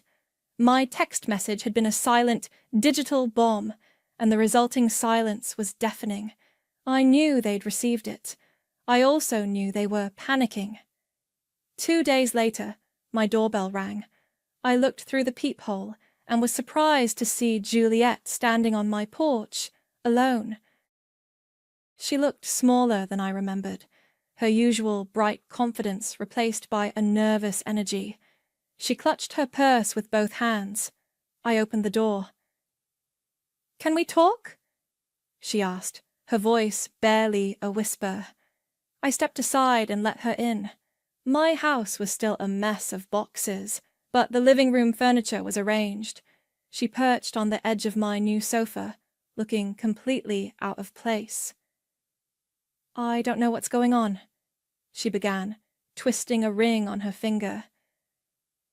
"Tristan won't talk about it. Oakley just keeps saying you're a vindictive liar, but people are whispering. Things don't add up. The money, this house. And then I heard a rumor about why Tristan had to transfer colleges his sophomore year. Something about his old roommate. So the truth had a way of seeping out, even after all these years. My threat had been a bluff. I didn't want to be the one to tell her. But I had prepared for this possibility. "What did you hear?" I asked gently. "That there was some kind of legal trouble, something about theft. Tristan told me he transferred because he wanted a better business program." Her eyes pleaded with me. "He wouldn't lie to me about something like that, would he?" I didn't say a word. I just walked over to a box labeled Old Tech, pulled out an old external hard drive, and connected it to my laptop. Years ago, during one of Tristan's rare moments of drunken remorse, he had confessed the whole story to me. He'd been drowning in gambling debt and had stolen a valuable watch and several $1,000s in cash from his roommate to cover it. The roommate's family pressed charges. The only reason Tristan avoided a felony conviction was because my parents used my entire college fund, nearly $80,000, to pay them back and hire a lawyer who got the charges reduced to a misdemeanor that was later expunged. I had been so furious that night that after he passed out, I used my phone to record him talking in his sleep. He mumbled several key details of the confession again. It was a desperate, angry act, a piece of evidence I never thought I'd use. I found the audio file and clicked play. Tristan's voice, thick and slurred, filled the quiet room. "Had to, Kira. They were going to send me to jail. Dad paid him off. The whole 80 grand. Told Juliet it was for a better school. Juliet's face went slack with shock. The colour drained from her cheeks. She listened to the entire 2-minute recording without moving, her expression shifting from disbelief to horror, and finally to a cold, hard clarity. The man she was going to marry wasn't just spoiled, he was a criminal. And the family she was marrying into had built their perfect life on a foundation of lies and my stolen future. She stood up, her movements stiff. "Thank you for showing me this," she said, her voice devoid of emotion. "I'm so sorry, Kira, for everything." She walked out without another word. The following Saturday, my mother hosted a lavish engagement party for them at her country club, a desperate attempt to glue the family's image back together. I wasn't invited, but Greta, whose cousin is a club member, gave me the play-by-play via text. At 8 p.m., right after the main course was served, Juliet stood up. She tapped her glass for attention. When the room was quiet, she looked directly at Tristan and said, loud enough for everyone to hear, "I can't marry you. I can't marry a thief or the family who covers it up." She slid the enormous diamond ring off her finger, placed it on the table, and said with chilling finality, "Choose better next time." Then she turned and walked out of the room, leaving a stunned silence in her wake. I was parked across the street, watching. I saw her get into a waiting Uber, her back straight and proud.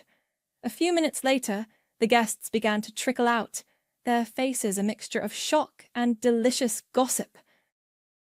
Finally, my family emerged. Tristan looked broken. My father looked 100 years old. And my mother, she looked feral. Her eyes scanned the parking lot and locked onto my car. She marched straight towards me, her face a mask of pure rage. I got out of the car to meet her. "You!" she shrieked, her voice cracking. "You did this! You poisoned her!" She swung her hand back and slapped me, hard, across the face.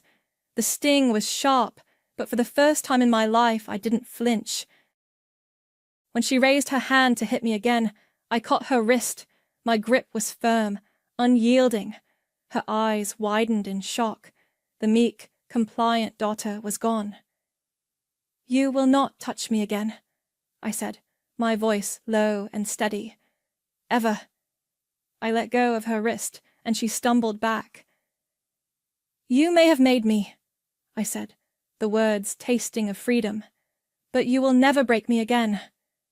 The weeks following the broken engagement bled into a quiet autumn. The drama didn't vanish overnight. It faded like a photograph left in the sun. I threw myself into making the house a home, tearing down Oakley's imagined floral wallpaper and painting the walls in calm, clean shades of grey and blue.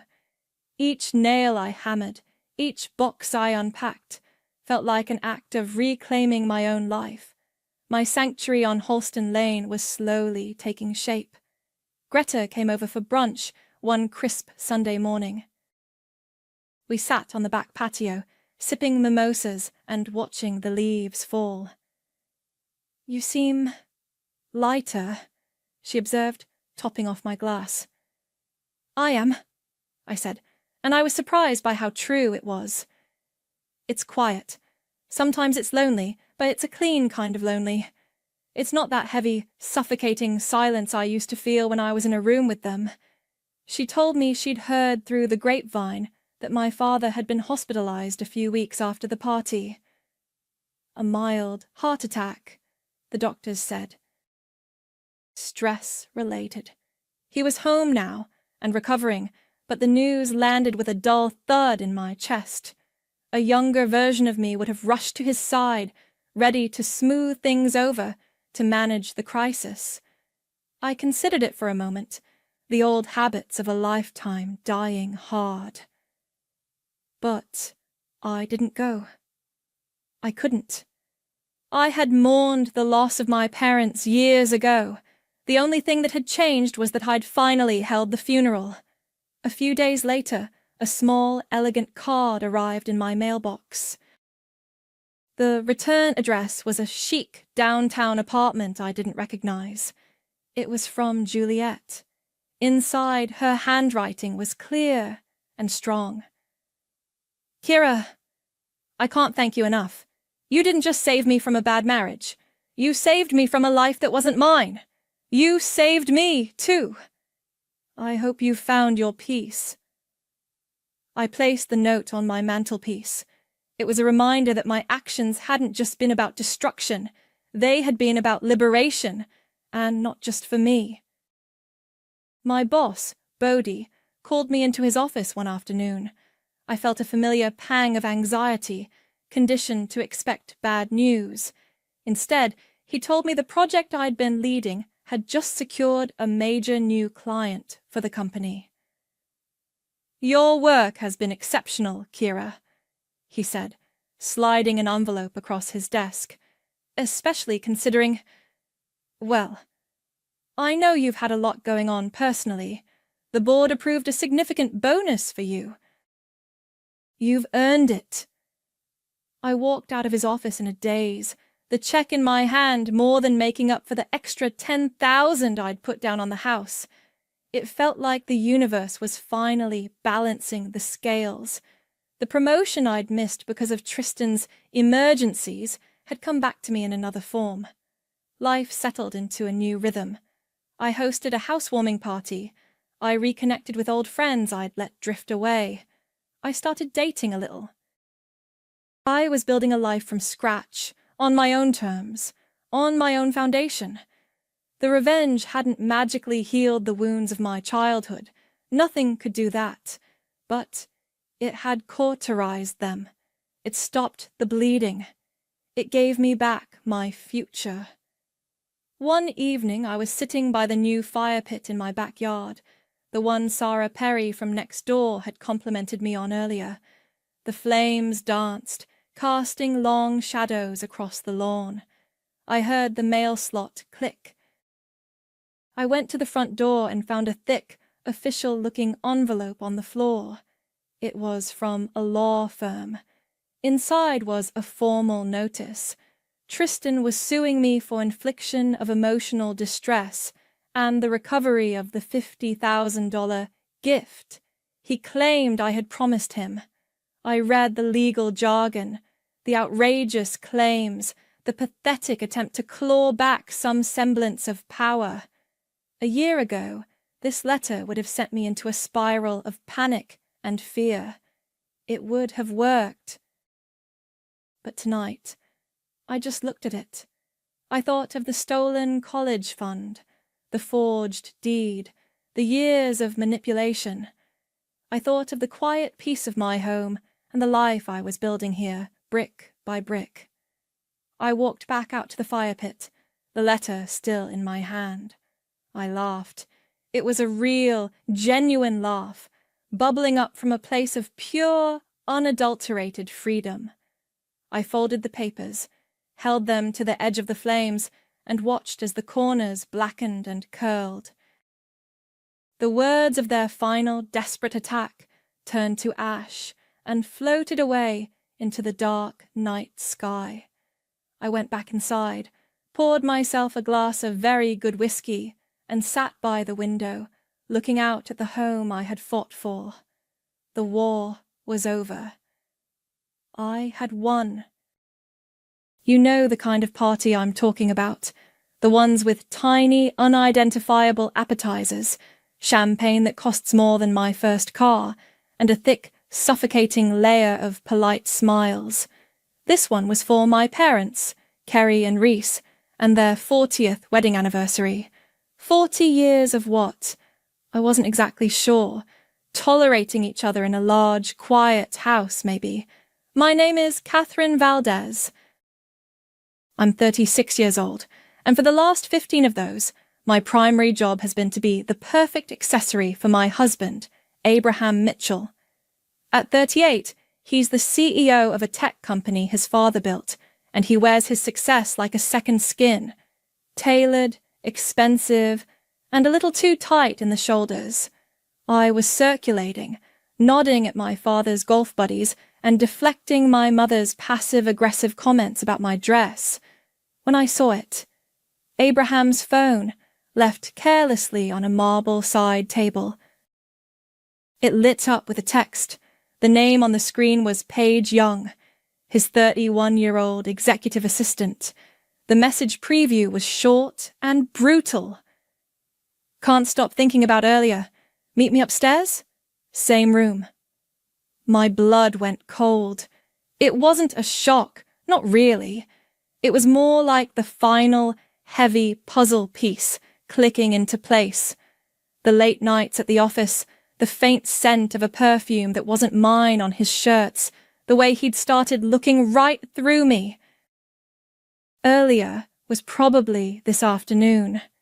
Same room meant this wasn't the first time. I didn't pick up the phone. I just stood there, my own reflection a ghostly shape in the dark screen. I watched my husband across the room, laughing with my father. He caught my eye and gave me a smug little wink, as if we were sharing a secret. We were. Just not the one he thought. He excused himself a few minutes later, patting my dad on the back and heading for the grand staircase. I gave him a 2-minute head start. Then I followed. My heels were silent on the thick runner. The same room was easy to find, the guest bedroom at the far end of the hall, the one with the door slightly ajar. I didn't knock. The scene wasn't dramatic, just sordid and cheap. Paige was perched on the edge of the desk, her dress hiked up. Abraham was standing in front of her, his tie loosened, his hands on her waist. They weren't doing anything yet, but they were about to. They both froze, their faces a perfect, comical picture of guilt. "Cat," Abraham breathed, stepping back from her like he'd been burned. "This isn't what it looks like." The oldest line in the book. I almost laughed. "Really?" "Because it looks like you were about to screw your assistant in my parents' house at their anniversary party." My voice was eerily calm. All the heat in my body had settled into a cold, hard knot in my stomach. Paige scrambled off the desk, pulling her dress down and refusing to look at me. "We were just talking," Abraham insisted, his voice rising. Paige was feeling overwhelmed by the event, and I was just comforting her? I finished for him. "How noble!" That's when the door swung fully open. My younger sister, Nina, stood there, a glass of wine in her hand. She took in the scene. Me, a furious statue. Abraham, a guilty mess. And Paige, a deer in headlights. Nina, who at 34 has made an art form of being flippant, just rolled her eyes. "Oh God, Kat, are you really doing this right now? Don't be so dramatic." The words hit me harder than the affair itself. Before I could respond, my mother, Reese, appeared behind her, her face a mask of cold fury. She wasn't angry at Abraham. She was angry at me. "Catherine," she hissed, her voice low and dangerous. "You will not make a scene at our party. Whatever this is, you will take it outside. Or, better yet, you will handle it at home, quietly." My 17-year-old daughter, Caitlin, was the last to arrive, drawn by the commotion. Her eyes darted from her father's disheveled state to Paige's flushed face, then to me. She didn't say a word. She just recoiled, a wave of pure shame washing over her features, and turned and fled back down the stairs. That broke me. "Get out," I said, my voice shaking now. I was looking at Abraham, but the words were for all of them. my husband, his mistress, my sister, my mother. All of you, get out. No one moved. They just stared at me like I was the one who had lost her mind. It was Abraham who finally spoke, his arrogance returning. We'll all go downstairs and you'll compose yourself. We are not ruining your parents' night over a misunderstanding. I finally did laugh then, a sharp, ugly sound that made them all flinch. I turned without another word and walked away, not downstairs, but toward the French doors at the end of the hall that led to a small balcony. The cold night air was a relief. I stood there, gripping the iron railing, listening to the muffled sounds of the party below, the music, the laughter, the life I was no longer a part of. They thought I was hysterical. A dramatic, emotional wife who would eventually cry, forgive, and forget, all to protect the precious family image. They had no idea who I really was. I pulled out my phone. My hands were steady now. I opened a text thread to a man named Seamus, my literary agent, the only person in the world who knew my secret. My thumb hovered over the screen for a second before I typed 2 simple words. It's time. The phone felt heavy in my hand, a small, cold rectangle of glass and metal that had just detonated my life. For 5 years I'd been building a fortress, brick by secret brick. That text message was the signal to raise the drawbridge. You want to know the funny part? Everyone in that house thought they knew me. To them, I was Catherine Mitchell, Abraham's pretty, quiet wife. The one who organized charity galas, picked the right caterers, and always had a serene smile plastered on her face. The one who, as my husband so generously put it, writes little blogs to keep herself busy. He said that to me once, about 2 years ago. I was in my home office, the one room in our sprawling house that was truly mine. I'd just gotten off the phone with Seamus, who was telling me my 3rd novel had hit #1 on the New York Times bestseller list. The advance for my 4th was going to be 7 figures. I was so giddy I could barely breathe. Abraham walked in, loosening his tie, and saw me grinning at my laptop. "Good day with the blog?" he'd asked, patting my head like a golden retriever. "That's nice, honey. Glad you have a hobby." He had no idea he was talking to Lana Hart. Lana Hart doesn't write blogs. Lana Hart writes thrillers about women who get underestimated and then burn the world down. She's an anonymous literary phantom, and for the last 5 years, she has been my secret identity, my escape plan, and my ticket to freedom. She's also made me a millionaire several times over. It started small, a story I wrote in the dead of night while Abraham was on another business trip, and Caitlin was at a sleepover. I sent it to Seamus Reyes, an agent a college friend had recommended, under a pseudonym. He saw something in it. He sold it. The publisher wanted a 3-book deal. The money was staggering. At first I felt guilty, like it was a secret I was keeping from my own life.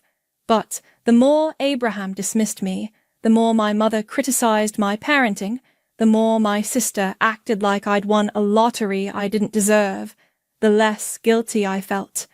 The money wasn't just money. It was power. It was a parachute. Seamus helped me set everything up. A corporation, an LLC, offshore accounts. All legal, all airtight, all completely separate from Abraham Mitchell's world of generational wealth. He thought his family's money was our safety net. He had no idea I had built my own, and that it was bigger and stronger than his. The plan had always been to wait until Caitlin was in college, to orchestrate a quiet, civilized divorce where I could walk away with my dignity and my secret fortune intact. I would let him keep the house, the cars, the public image. I just wanted out. But seeing him with Paige in my parents' house, with my own family siding with him, it changed the timeline. It changed the rules. Quiet and civilized was no longer on the menu. He didn't just cheat. He and they humiliated me. They counted on me to be the good wife, the quiet daughter, the stable sister. They counted on me to swallow my pain, to protect them. They miscalculated. My phone vibrated, buzzing against my cold palm. Seamus's name flashed on the screen. I stepped further into the corner of the balcony, turning my back to the party, and answered. Kat. His voice was calm, all business. He never wasted time with pleasantries. It's time, Seamus, I said, my voice low. I figured as much when I got your text. Are you sure? This is the nuclear option. There's no going back from it. I looked through the glass of the French doors. I could see my mother talking to Abraham, her hand on his arm in a gesture of comfort. My own mother, comforting the man who had just shattered her daughter's marriage. I'm sure, I said, the words tasting like iron. The building, is it still on the market? There was a pause, the sound of keyboard clicks on his end. Otto Price is still looking for a quiet, all-cash buyer. He wants to offload it before the end of the fiscal quarter, fast and clean.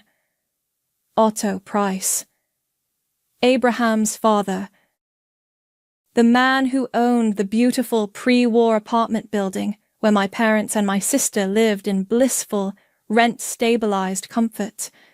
The same building where Paige Young, I had recently discovered, had just moved into a chic little one-bedroom. A gift from Abraham, no doubt. Buy it, I said. Kat, the asking price is steep. We'd have to liquidate some of your portfolio, maybe sell off the film rights for the first 2 books. Sell it all. I don't care. I want it. Another pause. More typing. I could practically hear the gears turning in his brilliant, strategic mind. Okay, he said finally. The LLC is ready. The funds can be transferred by morning. If Otto is as motivated as his broker says, the building can be yours by Friday if we move now. The drive home from my parents' party was a masterclass in silence. Abraham tried to fill it, of course. He launched into a series of flimsy excuses, each one more pathetic than the last. It was a misunderstanding. Paige was having a panic attack. He was just being a supportive boss. I didn't say a word. I just stared out the passenger window at the blurred city lights, letting his lies hang in the air and rot. When we got home, I went to the guest room and locked the door. He didn't bother to knock. The next few days were a blur of calculated chaos, executed from that guest room with the precision of a military strike. Monday morning, Seamus and I were on a secure video call with my financial advisor. We moved fast. The film rights to my first 2 Lana Hart novels were sold in a private deal to a production company that had been circling for months. It was a clean, 8-figure transaction. It stung a little. Those stories were mine, born in the dark when I felt most invisible. But they were no longer just stories. They were ammunition. By Tuesday, the money was liquid, sitting in an account under the name of a holding company so sterile it barely existed on paper. The LLC Seamus had set up for me years ago, Aurelia Holdings, was the entity that would make the offer. It was a ghost, a corporate shell with no ties to Catherine Valdez or Lana Hart.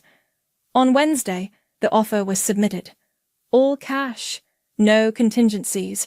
A quick 36-hour closing. It was an offer designed to be irresistible to a man like Otto Price. He was a retired mogul, more interested in a clean balance sheet than in family loyalty. He wanted to liquidate assets, not manage tenants. Seamus's intel was right. Otto didn't want a complicated deal. He just wanted a check. He wouldn't ask too many questions about an offer this clean. I spent those days in a strange state of suspended animation. I moved through my house like a ghost. I made breakfast for Caitlin, my hands steady as I poured her orange juice. She was quiet, her eyes full of questions I wasn't ready to answer. She knew something was broken, but she didn't know I was the one holding the hammer. Abraham was either at the office or, I presumed, with Paige. He was giving me space, he said. He thought I was grieving. He had no idea I was arming up. The call came on Thursday afternoon. I was packing a suitcase, essentials only, when my phone rang. It was Seamus. He bit, was all he said. Otto Price accepted the offer. The final paperwork will be signed tomorrow by 3 p.m. Aurelia Holdings will officially take ownership then. Congratulations, Kat. You're a real estate mogul. I sank onto the edge of the bed, the phone still pressed to my ear. I didn't feel triumphant. I didn't feel giddy. I just felt a profound, chilling sense of calm. The first chess piece had been moved. Thank you, Seamus, I said, for everything. Just tell me you've got a good story coming out of this, he replied, and I could hear the smile in his voice. Oh, I said, looking around the opulent bedroom that had felt like a cage for 15 years. I think this is just the prologue. On Friday afternoon, I dressed carefully, not in one of the silk dresses Abraham liked, but in a pair of sharp black trousers, a tailored blazer, and low heels that made no sound on the hardwood floors. I looked at myself in the full-length mirror. The woman staring back wasn't the same one who had stood on that balcony 5 days earlier. Her eyes weren't filled with humiliation. They were clear and focused. The set of her jaw was harder. She was no longer Catherine Mitchell, the trophy wife. She was the owner of Aurelia Holdings. She was someone no one in my life would recognize.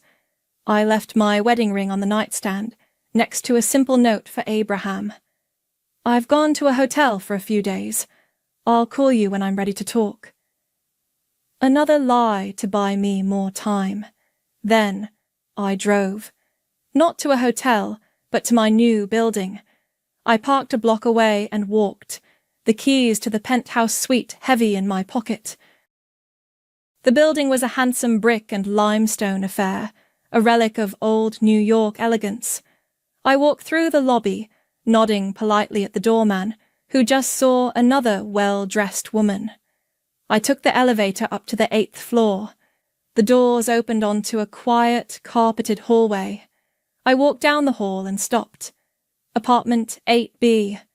A small, tasteful brass number was affixed to the door. My sister Nina's apartment. I could hear her television murmuring from inside. For years, she'd complained about the rent being too high, even with the family discount Otto gave her. She had no idea how good she had it. I stood there for a long moment, just listening to the muffled sounds of her life. A life lived in a building I now owned. A cold, sharp satisfaction settled deep in my bones. It wasn't happiness. It was something darker, heavier, and infinitely more powerful. It was the feeling of holding all the cards. The penthouse was a minimalist's dream. Floor-to-ceiling windows, white walls, and almost no furniture. I'd had a bed, a desk, and a single comfortable armchair delivered. For the first week I did little else but work, sleep, and watch the city lights flicker to life each evening. It was quiet. So incredibly quiet. I hadn't spoken to Abraham since I left. He'd sent a few texts, oscillating between feigned concern and irritation. I ignored them all. He thought I was cooling off. He thought I'd come home. 1 week to the day after the party, my plan moved to its next phase. At exactly 9 a.m., a bonded courier service began delivering envelopes to every apartment in the building. I didn't have to watch from my window. I had already pictured the scene 100 times. Each envelope was thick, cream-colored cardstock, bearing the crisp, impersonal letterhead of Aurelia Holdings Management. Inside was a single sheet of paper. It wasn't an eviction notice, not in the aggressive, legally fraught sense. It was simpler, colder, and perfectly legal. It was a formal notice of non-renewal of lease, informing each tenant that their current lease agreement would not be renewed upon its expiration. For the month-to-month tenants, like my sister and parents, that gave them 30 days to vacate the premises. I gave it an hour. My phone started buzzing at 10:17 a.m. It was Nina. "Did you get one?" she shrieked the second I answered. "No hello." "Some insane letter. It says we have to be out in 30 days. 30 days, Kat. What the hell is going on?" I kept my voice level. "I'm not at the house, Nina. I haven't seen any mail." "Well, someone bought the building. Otto sold it. Abraham didn't even tell us. You have to call him. He needs to fix this. His father can't just sell the building out from under us. I can't afford to move." Her panic was a symphony. For years, I'd listened to her brag about her downtown life, conveniently omitting that she paid a fraction of the market rate thanks to family connections. "I'm sure it's just a formality, Nina," I said, the lie tasting sweet. "The new owners are probably just establishing their presence." "A formality? It says notice to vacate. That doesn't sound like a formality," she screeched before hanging up, presumably to continue her meltdown elsewhere. 20 minutes later, my mother called. Her tone was glacial. "I assume you've heard about this nonsense," Reese began. "Nina called," I confirmed. "This is what happens, Catherine," she said, her voice dripping with condescension. "This is the instability you create when you abandon your husband over a silly little flirtation. You have upset the entire balance of this family. Otto was likely unnerved by your behavior and decided to cut his losses. You need to go home, apologize to Abraham, and tell him to fix this mess his father made." I almost choked. She had somehow twisted Abraham's infidelity and my subsequent discovery into my fault, and now believed I was responsible for the sale of the building. The mental gymnastics were almost impressive. "I don't think this has anything to do with me, Mom," I said calmly. "Of course it does," she snapped. "Everything you do has consequences. Now, are you going to be a responsible adult and fix this, or are you going to continue this childish tantrum?" "I have to go," I said, and ended the call. I spent the rest of the day watching the chaos from my new perch. From my laptop, I had access to the lobby security cameras. I saw tenants gathering in confused, angry little clumps. I saw Paige Young rush through the lobby, her face pale and worried, phone pressed to her ear. Good. The main event arrived just after 5 p.m. I saw the Blacktown car pull up and knew it was him. Abraham stormed into the lobby like a thundercloud, his jaw tight, his expensive overcoat flapping behind him. He didn't bother with pleasantries. He marched straight to the doorman's desk. "Who is in charge here?" he boomed, his voice echoing in the marble entryway. I turned up the volume on my laptop. The doorman, a kind older man named George, looked flustered. "The new management company, sir." "Aurelia Holdings." "I don't care about the holding company. I want a name. Who is the building manager? Who is the owner? My family lives here. My father owned this building for 30 years, and I'm getting frantic calls about eviction notices." I don't know, Mr. Mitchell," George stammered. "They haven't introduced themselves. All communication has been through official letters." Abraham slammed his hand on the marble counter, making George jump. "This is unacceptable. This is a hostile move, and I want to know who's behind it. Get me someone on the phone right now." I leaned back in my chair, a small, cold smile touching my lips. He was looking for a fight with a corporate raider, some faceless rival in a boardroom. He was so busy looking for a man in a suit that he never once thought to look up. He had no idea the enemy wasn't in a boardroom. She was in the penthouse. I let them stew for 2 more days. 2 days of frantic phone calls, wild speculation, and rising panic. Abraham, I knew from a brief, clipped call with my father, was convinced one of his business rivals had bought the building as a power play. My mother was still blaming my melodrama, and Nina was vacillating between blaming me and blaming Abraham. It was time to put a face to their phantom menace. On Saturday morning, another cream-coloured envelope was delivered, this time only to a select few apartments. My parents' unit, Nina's, and Paige Young's. It was an invitation.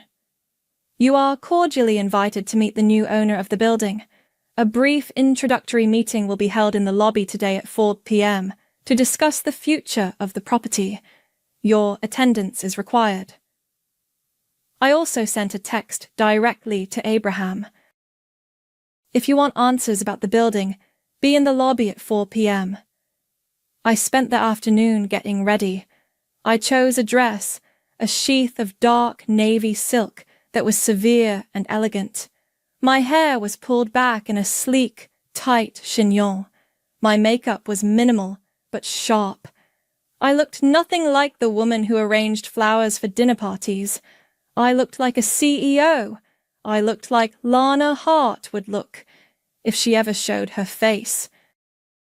At 3:55 p.m., I took the private elevator from the penthouse, which opened directly into a small, discreet alcove behind the lobby's main desk.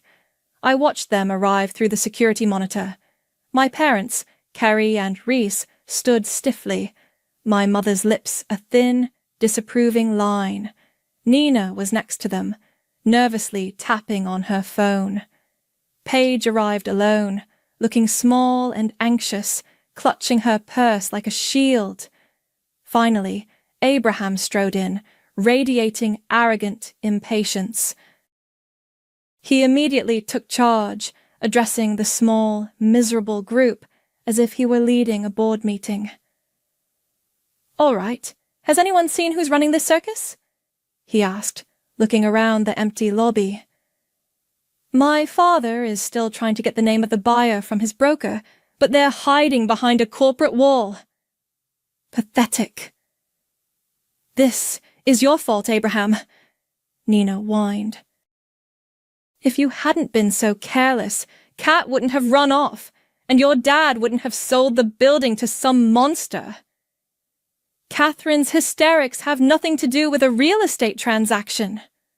My mother sniffed. That was my cue. I stepped out from the alcove.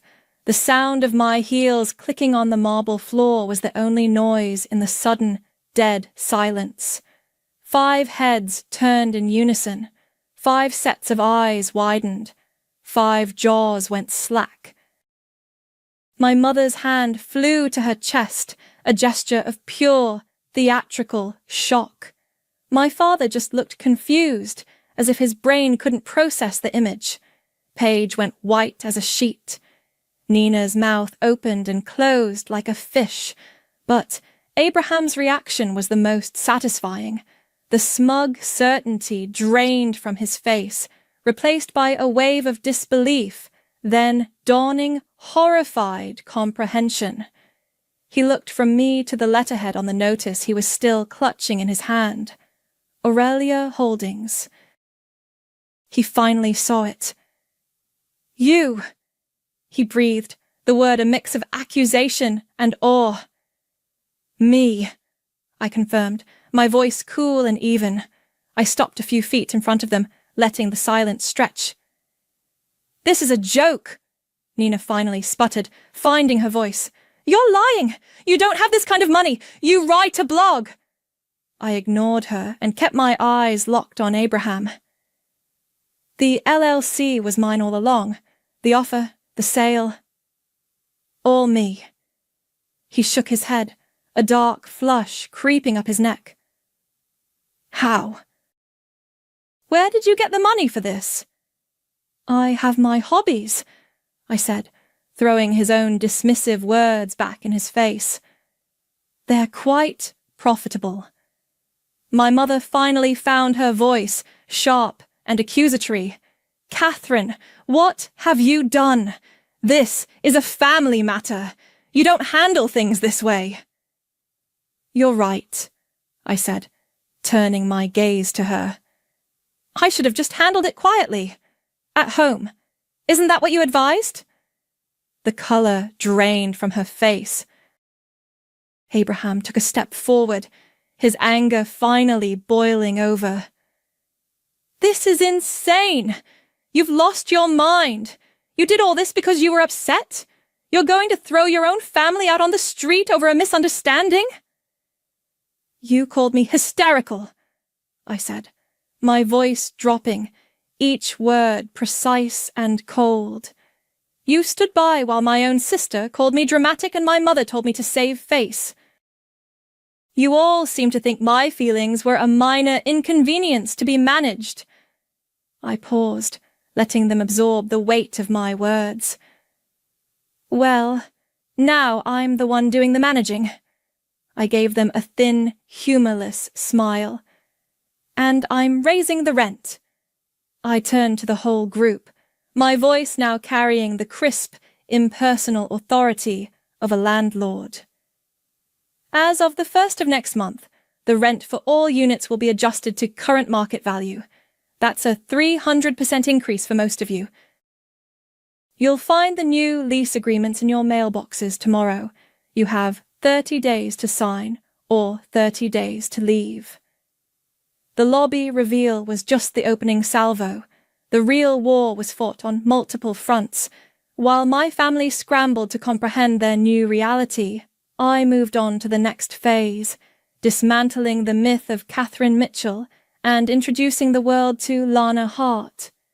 Seamus had been fielding interview requests for years, all of which I'd politely declined. Anonymity was my armour, but now it was time for a strategic strike. We didn't go to a big television network. We chose a popular, highbrow national radio show known for its in-depth author interviews. No camera, just my voice. It was perfect. "Lana, your new thriller, The Quiet Tenant, deals with a woman who lives a secret double life," the host began, his voice smooth and probing. "She's seen by her powerful husband and family as a simple, unassuming housewife, while she's secretly orchestrating a brilliant revenge plot. Where does an idea like that come from?" I leaned into the microphone, my voice calm and measured. "I think many women live double lives to some extent. We have the face we show the world, and the one we keep for ourselves. Sometimes, the world works so hard to keep you in a small, neat box that you have to build a secret world outside of it, just to survive." I never mentioned Abraham. I never mentioned my family. I didn't have to. I wove details of my life into the fictional narrative of my book. I talked about the subtle dismissals, the casual condescension, the soul-crushing experience of being underestimated by the people who are supposed to love you most. By the time I left the studio, the interview was already going viral. Literary blogs and online forums exploded with speculation. Who is Lana Hart? The narrative they built was intoxicating, a brilliant, wronged woman using her art to fight back. My book sales surged. More importantly, the story was now out of my family's control. It wasn't just a messy domestic dispute anymore. It was a public narrative, and I was holding the pen. The first real casualty of the new regime was my sister. Nina tried to fight, of course. She left a dozen screaming voicemails, then showed up at my penthouse door, demanding to be let in. I buzzed her up. She stormed in, her face blotchy with rage. "You can't do this! I'll be ruined! I can't afford an apartment in this city at market rate!" "You should have thought of that before you laughed at my humiliation," I said, not moving from my armchair. "That has nothing to do with this. This is about you being a bitter, vengeful—" "Careful, Nina," I warned, my voice soft. "I'm your landlord now, and as it happens, I'm also a character reference on your recent application for that big promotion at the gallery. I wonder what your boss would think if he knew you were being forced to move due to, what should we call it, financial instability?" The colour drained from her face. She knew, as I did, that her carefully curated image of a successful, independent art curator would crumble if her boss knew she was living on a family subsidy. "You wouldn't," she whispered. "Try me." She stared at me, her eyes filled with a hatred so pure it was almost beautiful. Then she slapped me. Her palm cracked across my cheek, a sharp, stinging report in the quiet room. I didn't flinch. I just looked at her, my cheek throbbing. "You're just bitter!" she screamed, her voice cracking. "You did all this, and for what? You'll be alone forever! You'll die alone in this big, empty apartment!" She stormed out, slamming the door behind her. The silence she left was vast and ringing. I touched my cheek. It was tender, but her words hurt more than the slap. A few days later, Caitlin came to see me. She let herself in with the key I'd given her, her expression unreadable. She walked around the stark, empty living room, her sneakers squeaking on the polished concrete floors. "It's big," she said finally. "It is," I agreed. She turned to face me, her young face serious. "Dad's a mess. Grandma and Grandpa are talking about moving to Florida. Aunt Nina isn't speaking to anyone." She paused. "Is this what you wanted?" The question was direct, with no malice behind it, just a genuine teenage need to understand. "No," I said honestly, my voice thick. "This isn't what I wanted. What I wanted was a husband who didn't cheat on me, a mother who defended me, a sister who supported me. This is what I got instead." Caitlin looked at me, her gaze steady. She had my eyes. "I get why you're angry, Mom. I am too. He lied to both of us. But this," she gestured around the empty penthouse, "this feels cold." "It is cold," I admitted. "Sometimes revenge is. It's not about warmth, Caitlin. It's about justice. It's about taking back the power someone stole from you." She was quiet for a long time, just looking at me. I could see the conflict in her, the loyalty to her father warring with the betrayal she felt. "You know," she said finally, her voice quiet but firm, "you could have just left him. You had the money. You could have just disappeared and been happy. Her words hit me like a punch to the gut.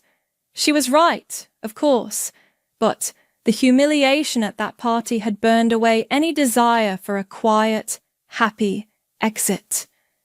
I didn't just want to leave. I wanted to win.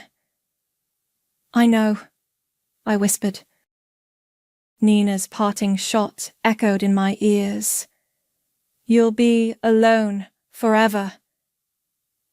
Looking at my daughter's troubled face, I felt the first chilling premonition that my sister might be right. The last week of the month arrived. The building was already half empty, as tenants who couldn't afford the new rent packed up their lives. My family, however, was holding out. They were still clinging to the desperate hope that this was all a negotiation, a dramatic bluff that would end with a tearful reconciliation. They still didn't understand that the game was already over. It was time for the final move. I sent out one last invitation. You are invited for a final glass of champagne to bid farewell to the building. Lobby, 7 p.m. Friday. I knew they'd come. Their pride wouldn't let them stay away. They would see it as one last chance to appeal to the woman they thought they knew, the soft-hearted Catherine who would surely break under pressure. I set up a small table in the center of the vast, echoing lobby with a single bottle of expensive champagne and 5 glasses. I didn't set one for myself. When they arrived, they came as a united front. Abraham, my parents, and Nina. Paige wasn't with them. They looked tired, worn down by a month of stress and uncertainty, but their faces were set with grim determination. Catherine, this has gone on long enough. My father, Carrie, began, taking on the role of the diplomat. We are your family. You've made your point. Now it's time to end this. I agree, I said, my voice pleasant. It is time to end this, but first, a toast. I poured 4 glasses of champagne, my movements deliberate. I didn't offer them the glasses. Before we drink, I said, I wanted to share a few memories. I've been doing a lot of reflecting lately. It's amazing what you remember when you really try. I pulled a small digital audio recorder from my pocket and set it on the table. For instance, I said, pressing play. I remember this. Nina's voice, sharp and dismissive, filled the lobby. Oh God, Kat, are you really doing this right now? Don't be so dramatic. It was a recording from my phone, which had been in my pocket that night at the party. Nina flinched, as if struck. I pressed another button. My mother's voice, cold and hissing. You will not make a scene at our party. Handle it at home, quietly. My mother's face went rigid. I looked at Abraham. And, of course, I remember all the little things, the constant dismissals. His voice now, from a conversation I'd recorded in our kitchen months ago. Good day with the blog. That's nice, honey. Glad you have a hobby. He stared at the recorder, then at me, his expression curdling with rage and disbelief. You were recording me? You taught me to be thorough, I said simply. Now, for the payback. I picked up a manila envelope from the table and handed it to Nina. This is a copy of the email I sent to your boss this afternoon. It's a character reference, just like I promised. It details your financial instability and your tendency to get violent when you're upset. I believe the board is meeting to reconsider your promotion on Monday. Nina snatched the envelope, her hands shaking. She didn't have to read it. She knew. I turned to my mother. Reese, you were always so concerned with appearances. with family heirlooms. I gestured to the locked door of the building's basement storage area. Your antique jewelry, the silver, all of it is in storage unit 7B. Unfortunately, the unit's rental fees are tied to your apartment lease, which is now in default. All items will be held as collateral until the outstanding balance is paid in full, which, at the new market rate, is roughly $12,000. My mother looked like she was going to faint. Finally, I faced Abraham. And for you, my love? I slid a thicker envelope across the table. These are invoices, receipts, for gifts, dinners, even a down payment on a certain one-bedroom apartment for a Miss Page Young, all paid for with a corporate credit card. I took the liberty of forwarding copies to your company's board of directors and to the IRS. I believe the term they use for this is embezzlement. Or maybe it's just good, old-fashioned fraud. He stared at the envelope, refusing to touch it. The silence in the lobby was absolute, broken only by the distant wail of a siren. Right on cue, my phone buzzed. I glanced at the screen, a news alert I had set up.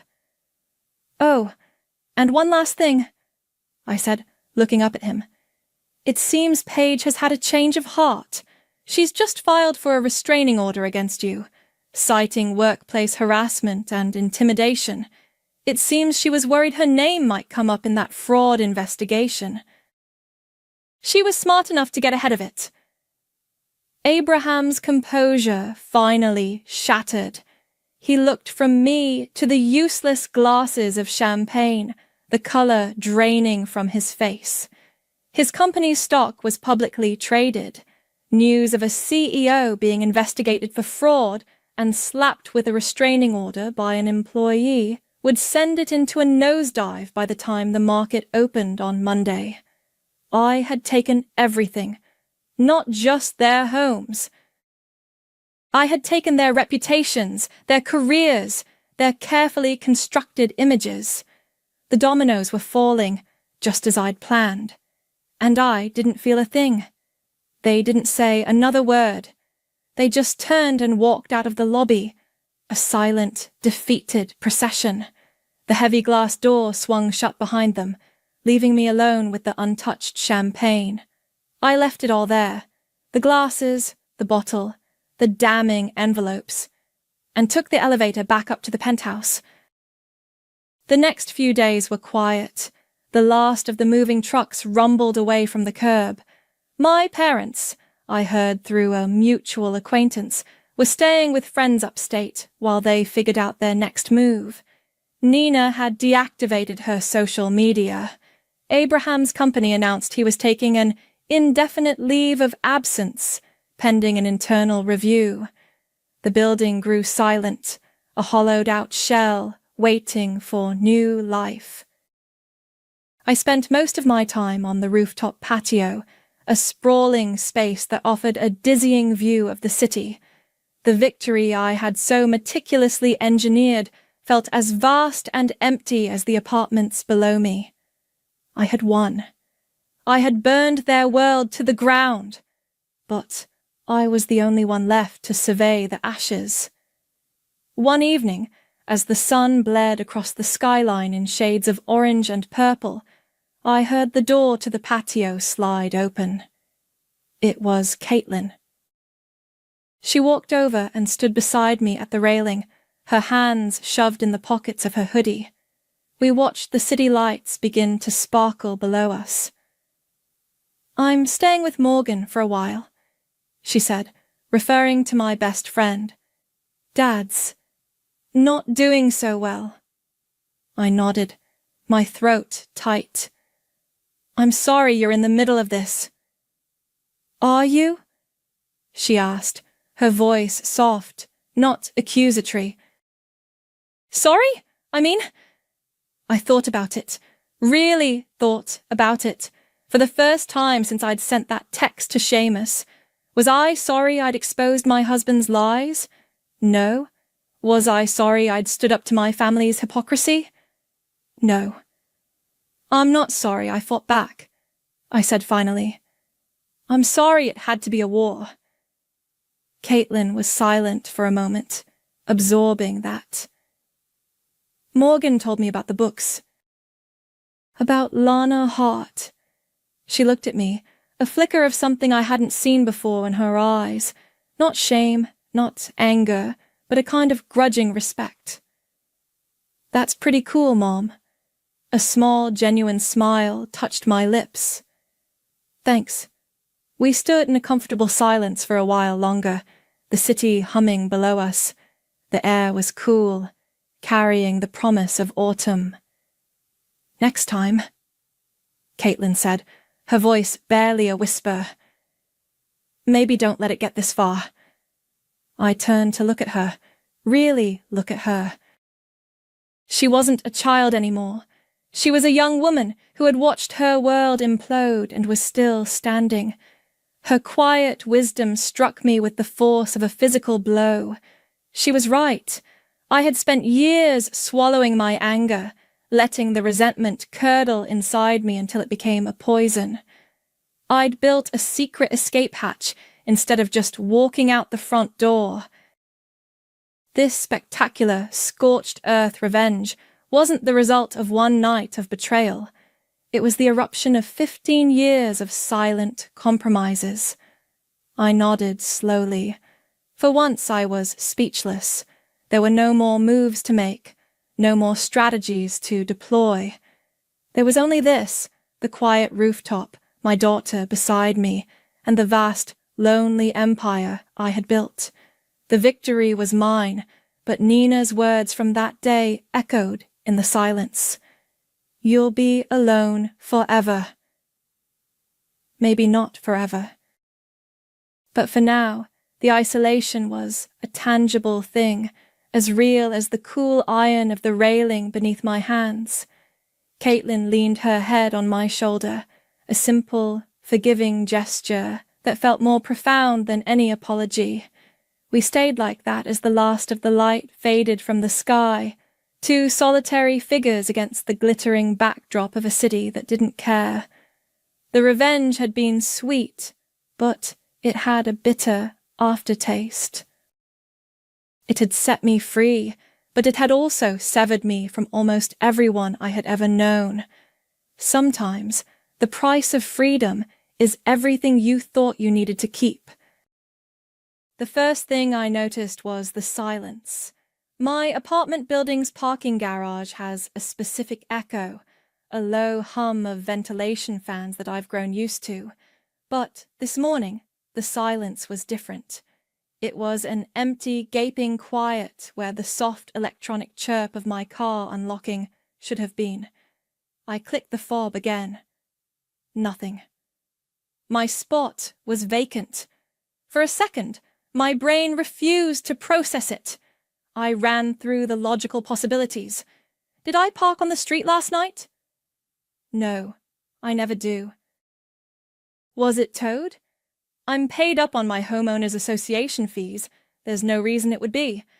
My stomach twisted into a cold, hard knot. My brand new dark grey Mazda CX-90, the first truly extravagant thing I'd ever bought for myself, was gone. My name is Abigail Lane. I'm 29. I work remotely as a software engineer, and I've spent the last decade of my life building a world for myself that is stable, secure, and entirely my own. I paid off my student loans in 3 years, saved aggressively for a down payment on my condo, and 6 months ago, I walked into a dealership and paid cash for my dream car. It wasn't just a vehicle. It was a trophy. It was proof that the quiet, overlooked daughter had finally made it on her own terms. My phone buzzed in my hand, a text message lighting up the screen. It was from my dad, Lee. Dad. Morning. Dylan needed your car for work. His truck is in the shop again. He'll bring it back tonight. Don't worry. The knot in my stomach tightened until I felt nauseous. Don't worry. He hadn't asked. He hadn't even told me until after the fact. They had just taken it. My 27-year-old brother, Dylan, the golden boy screw-up, had been given my car like it was a community bicycle. They must have used the spare key I'd left at their house for emergencies, a trust I now realized was monumentally stupid. I hit his contact, and the phone barely rang once before he picked up. Abigail, what's the problem? The problem? My voice was shaking, a mix of shock and fury. The problem is that my $60,000 SUV is missing, and you just texted me that you gave it to Dylan, without asking me.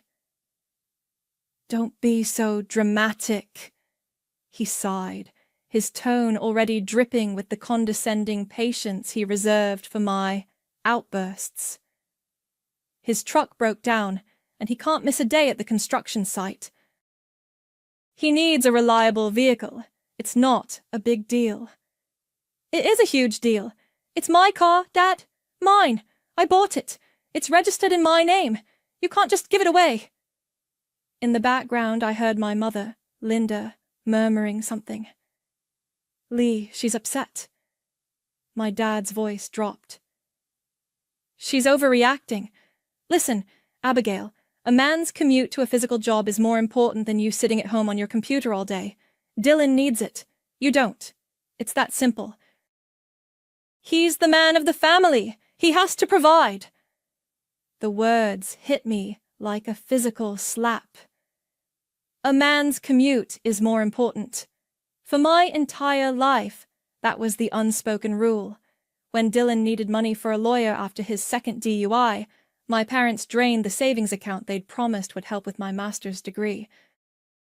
When he dropped out of college, they threw him a party to celebrate his new path. When I graduated with honors, I got a pat on the back and a reminder not to make him feel bad. My accomplishments were footnotes in the grand, dramatic story of Dylan's life. I was the responsible one, the stable one, which in my family's language just meant I was the one who could be taken for granted. My independence wasn't a source of pride for them. It was a resource to be tapped for their favored son. I want my car back, now, I said, my voice dangerously low. He's already at the worksite an hour away. You'll get it back tonight. Dad snapped, his patience gone. Stop being so selfish. Family helps family. This isn't help, I whispered, more to myself than to him. This is theft. He hung up on me. I stood in the empty parking spot, the concrete cool against my sneakers. The rage was a hot, searing thing, but underneath it, something else was happening. A lifetime of quiet resentment, of biting my tongue and swallowing my pride, was crystallizing into something hard and clear. They had pushed me one step too far. They hadn't just taken my car. They had taken my work, my discipline, my success, and handed it over to the one person who had never earned a thing in his life. They thought I would just take it, like I always had. I took a deep, steadying breath, the tremor in my hands finally ceasing. I walked back into the elevator, rode it up to my quiet, clean apartment, and sat down on my couch. Then I pulled out my phone, my movements calm and deliberate. I looked up the non-emergency number for the local police department. A calm, professional voice answered on the second ring. City Police, how can I help you? I looked out the window, my expression perfectly placid. Hello, I said, my voice even and clear. I want to report a stolen vehicle. The thief is my brother. The dispatcher on the other end of the line was methodical. Mom, does your brother have a key to the vehicle? Yes, I said, keeping my voice steady. I left a spare at my parents' house for emergencies. This is not an emergency. He does not have my permission to be driving my car." There was a pause, the sound of typing. "And you've spoken to him?" "I've spoken to my father, who confirmed he gave my brother the key and the car this morning. My father is not a registered owner of the vehicle." I gave her my license plate number, the VIN I had memorized from my insurance card, and the address of the construction site where Dylan worked. "Okay, Ms. Lane, because this is a familial dispute and he has a key, it's technically a civil matter. But since you're the sole registered owner and you're stating he has no permission to operate it, I can dispatch an officer to the location to verify the situation and recover your property." "Thank you," I said. "That's all I'm asking." The moment I hung up, my phone began to detonate. The first call was from my mom, Linda. I let it go to voicemail. A second later, a message popped up. Her voice was thin and reedy, laced with a practiced panic. "Abigail, your father told me what you did. You need to call this off right now. You're going to get your brother in trouble. Please, honey, for me, just let him use the car for the day. Don't tear this family apart over a thing. A thing. My trophy, my safe space, my $60,000 investment was just a thing." Next, my dad's number flashed on the screen. I ignored it too. His voicemail was a low growl. "You pull this stunt, you're done. I'm not kidding, Abigail. You call those cops and you tell them you made a mistake. You are showing me the ultimate disrespect. Do it now." Then, finally, Dylan. A text message? "Seriously, you called the cops on me. You're being so dramatic. I was going to bring it back tonight. Chill out." I read the messages, one after the other, and felt nothing. The hot rage from the garage had cooled into something solid and heavy in my chest, like a block of ice.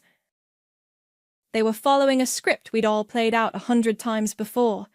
Dylan messes up, I get upset, they tell me I'm the problem, and I eventually back down to keep the peace. But the stage was empty now. I wasn't playing my part. I opened my laptop and logged into my work chat. My hands were perfectly still as I typed a message to Grant Whitney, a senior engineer on my team. We weren't close, but he was smart, level-headed, and had once mentioned his sister was a lawyer. Me. "Hey, Grant, weird question, and totally fine if you can't answer. If someone takes your car without permission, but they used a spare key you gave them for emergencies, is it still theft?" He replied almost instantly. Grant. "Not a lawyer, but that's typically unauthorized use of a vehicle. Why? Everything okay?" Me. "My brother took my new SUV to his job an hour away. My dad gave him the key, told me a man's commute is more important. I reported it stolen." There was a long pause. I could see the 3 little dots indicating he was typing, then stopping, then typing again. Grant. "Good for you. Seriously. That's not about a commute, Abigail. That's a power play.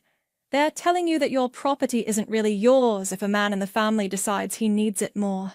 It's about control." His words landed with the force of a revelation. He was right. It wasn't just about the car. It was about my autonomy. They were reminding me that in their world, I was a supporting character, and my assets were just props they could move around the set as they pleased. My phone rang again. This time it was an unknown number. I answered. "Ms. Lane, this is Officer Miller. I'm at the construction site your brother is working at. We located your vehicle." Is everything okay? I asked, my heart starting to beat a little faster. The officer sighed. Well, your brother wasn't exactly cooperative. He insisted he had permission and became quite belligerent when I explained that the registered owner said otherwise. He refused to hand over the keys. Of course he did. Dylan had never been told no by an authority figure without his father stepping in to fix it. So, what happens now? I asked. Given his refusal to cooperate and your statement, we couldn't leave the vehicle in his possession. For your protection, we've had it towed. It's being taken to the city impound lot. You can pick it up tomorrow morning once the paperwork is processed. The block of ice in my chest cracked, just a little, impounded. This had just escalated beyond a family argument. There were now official records, tow fees, and a paper trail. Thank you, officer, I said, a strange sense of calm washing over me. I appreciate your help. I hung up the phone and stared at the blank screen. Dylan, the boy who could do no wrong, had just had his ride taken away by the police. At his job. In front of his co-workers. The consequences were starting, and I realized, with a chilling sense of clarity, that I had no intention of stopping them. The rest of the day passed in a state of suspended animation. I worked, my fingers flying across the keyboard, building clean lines of code while my phone sat on the desk beside me, a silent black slab. They had tried calling a few more times, but after the initial barrage, they seemed to have retreated to strategize. I knew my family. This quiet was the deep breath before the hurricane. It broke around 6 p.m. It was Linda first, of course. She was always the scout, sent in to gauge my emotional state. Abigail, she began, her voice trembling with manufactured fragility. Dylan just got home. He had to pay a fortune for an Uber. He lost a day's wages because his foreman sent him home.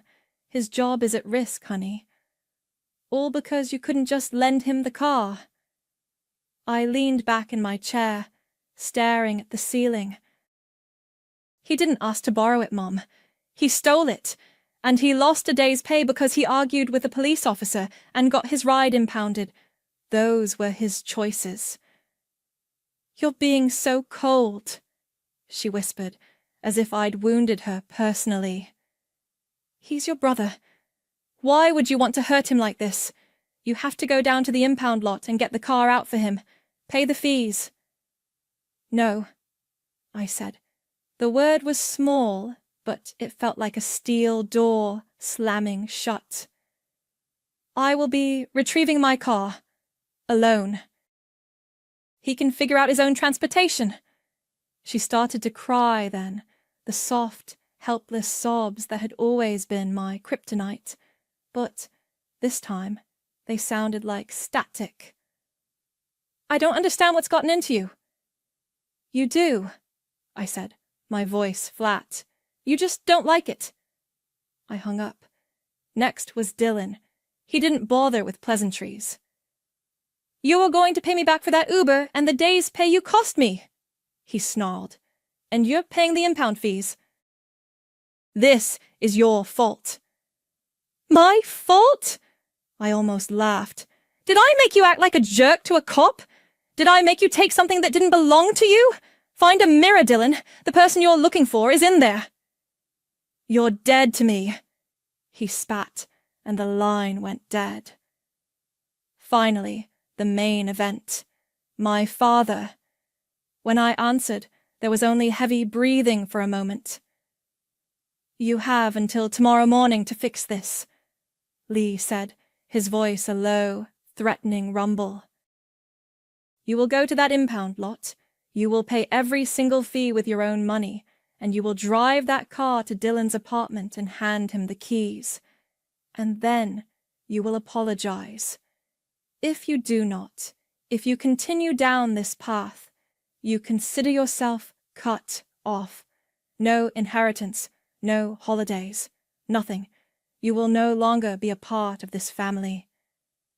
For a moment, the old fear flickered, the fear of being cast out, of being utterly alone, but it was quickly replaced by a cold, clarifying anger. What was he threatening to take from me that they hadn't already bled dry? My peace of mind? My self-respect?